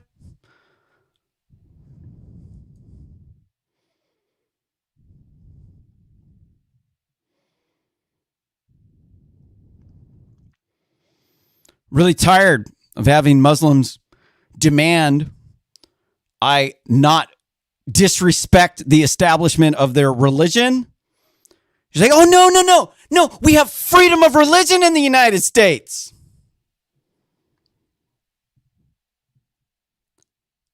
Man, we got freedom to criticize your religion and your politicians here in the United States. We have a right to insult your false prophet if we want, because you do so to Jesus. It's perfectly okay for Muslims to badmouth Jesus, to badmouth Christians, but then the moment you say anything about negative about Islam, they're, oh, look at this guy, he's Islamophobic. We gotta get him. We got a hater here. We gotta target this guy for hatred, harassment, and hostility because he criticized our religion. That means he's a bigot. So you gotta get him. Reading on the article, this sweeping operation involving thousands of police and border police officers arrested 85 suspects on Monday, among them 38 who were suspected of participating in rioting in East Jerusalem.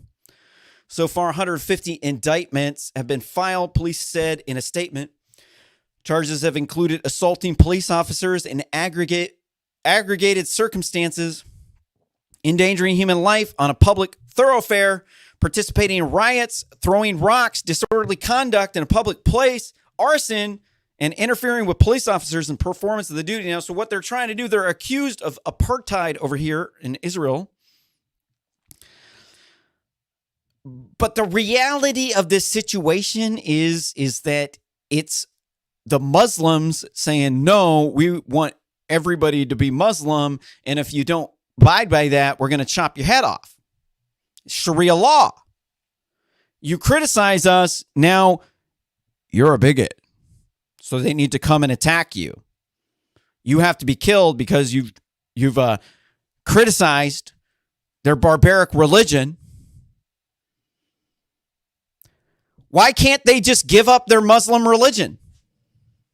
Why on earth are these people Muslim in the first place? The person who invented the religion's a pedophile. I mean, look at this shit. Asia. The dude had a 6 to 9 year old child bride. And they're all the Muslims like, oh, no. That's normal back then. No, it was normal back then. You know what else was normal back then? Them killing Jews. Yeah, Muslims are notorious for murdering Jews. Notorious. They literally chant death to Israel, death to Jews. And then if you say anything bad about their pedophile false prophet, now they're going to come cut your head off. It's you who's the hater. You need to bow down. You bow down. You bend the knee or else you lose your head.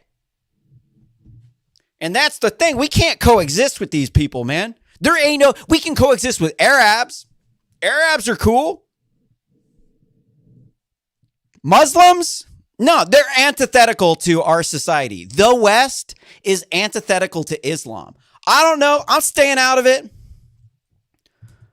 I'm not happy with a lot of the things Israel does. I don't like Bibi, the baby killer. I think they should have gotten rid of that dude. I mean, his nickname is Bibi the baby killer. I mean, for real, bro. For real. Bibi the baby killer? Probably should get rid of that one. What else do we got here? We did the creepy clowns. We got the UK football players assaulted the woman. We got a list here of 229 black people killed by police since George Floyd's murder. It's about normal. Wonder if they're going to show the list of the almost 10,000 people who were murdered by black people in that same period of time. No, they ain't going to do that. The only thing that these people care about are unarmed black people who are killed by the police, which is about 10 of them per year. They don't care that there's 1,000 other black people that get killed for every single black person killed by the police. Unarmed black people. There's 4 black people murdered by black people for every single black person killed by a cop. Most of those people had weapons. They were a threat to the public. They had just committed some crime, probably just murdered somebody.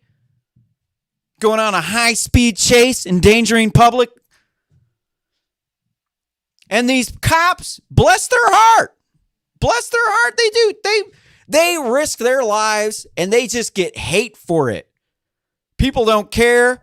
They spread all this nasty stuff about them. Now they want to take away their qualified immunity. They want to lock them up because they tase somebody or put them in a chokehold and they got a heart attack. So put them in jail for the rest of their life. Like, who's going to want to be a cop after that, man? Why on earth would we care about the crime in the black community when they're just killing black people? Why on earth? Why? Because we're good people. We care about you. That's why they're out there helping you out. Right? I'm just tired of all this demonization, dude. I'm not the other dude. I'm not, man. I could be your family. Just because my skin color is white doesn't mean that when I said something negative about you that I didn't like you. In fact, most people don't like each other, dude. I don't know if you ever noticed that or not. Most black people don't like black people. Most Latinos don't like other Latinos. Most white people don't like other white people, dude. Like, they think that there's this, like, white privilege patriarchy of these white dudes where everybody's nice to each other. We all share equally. We just, like, help each other out. We don't help out any of the minorities at all. These people have never spent a day being white, dude. Being white, people have always been against us, man. Like, white people don't treat each other that good, and we're tough. We don't complain when somebody calls us white in Latin, because the N-word means black in Latin. We don't get all aggressive and try to fight you. I mean, why don't you just call me an albus right back? It means white in Latin. Albus. You're getting upset that somebody called you black in Latin? Then you're making up all this stuff about how the cops are bad for doing their job when there's 1,000 black people killed by other black people for every unarmed black person killed by a cop. I mean, give me a break, dude. I'm tired of talking about this stuff. I'm out of here, man.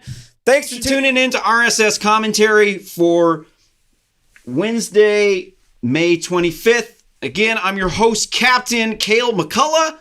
Thank you very much for tuning in. As I say every time, farewell, aloha, sayonara. Peace be with you and Godspeed in your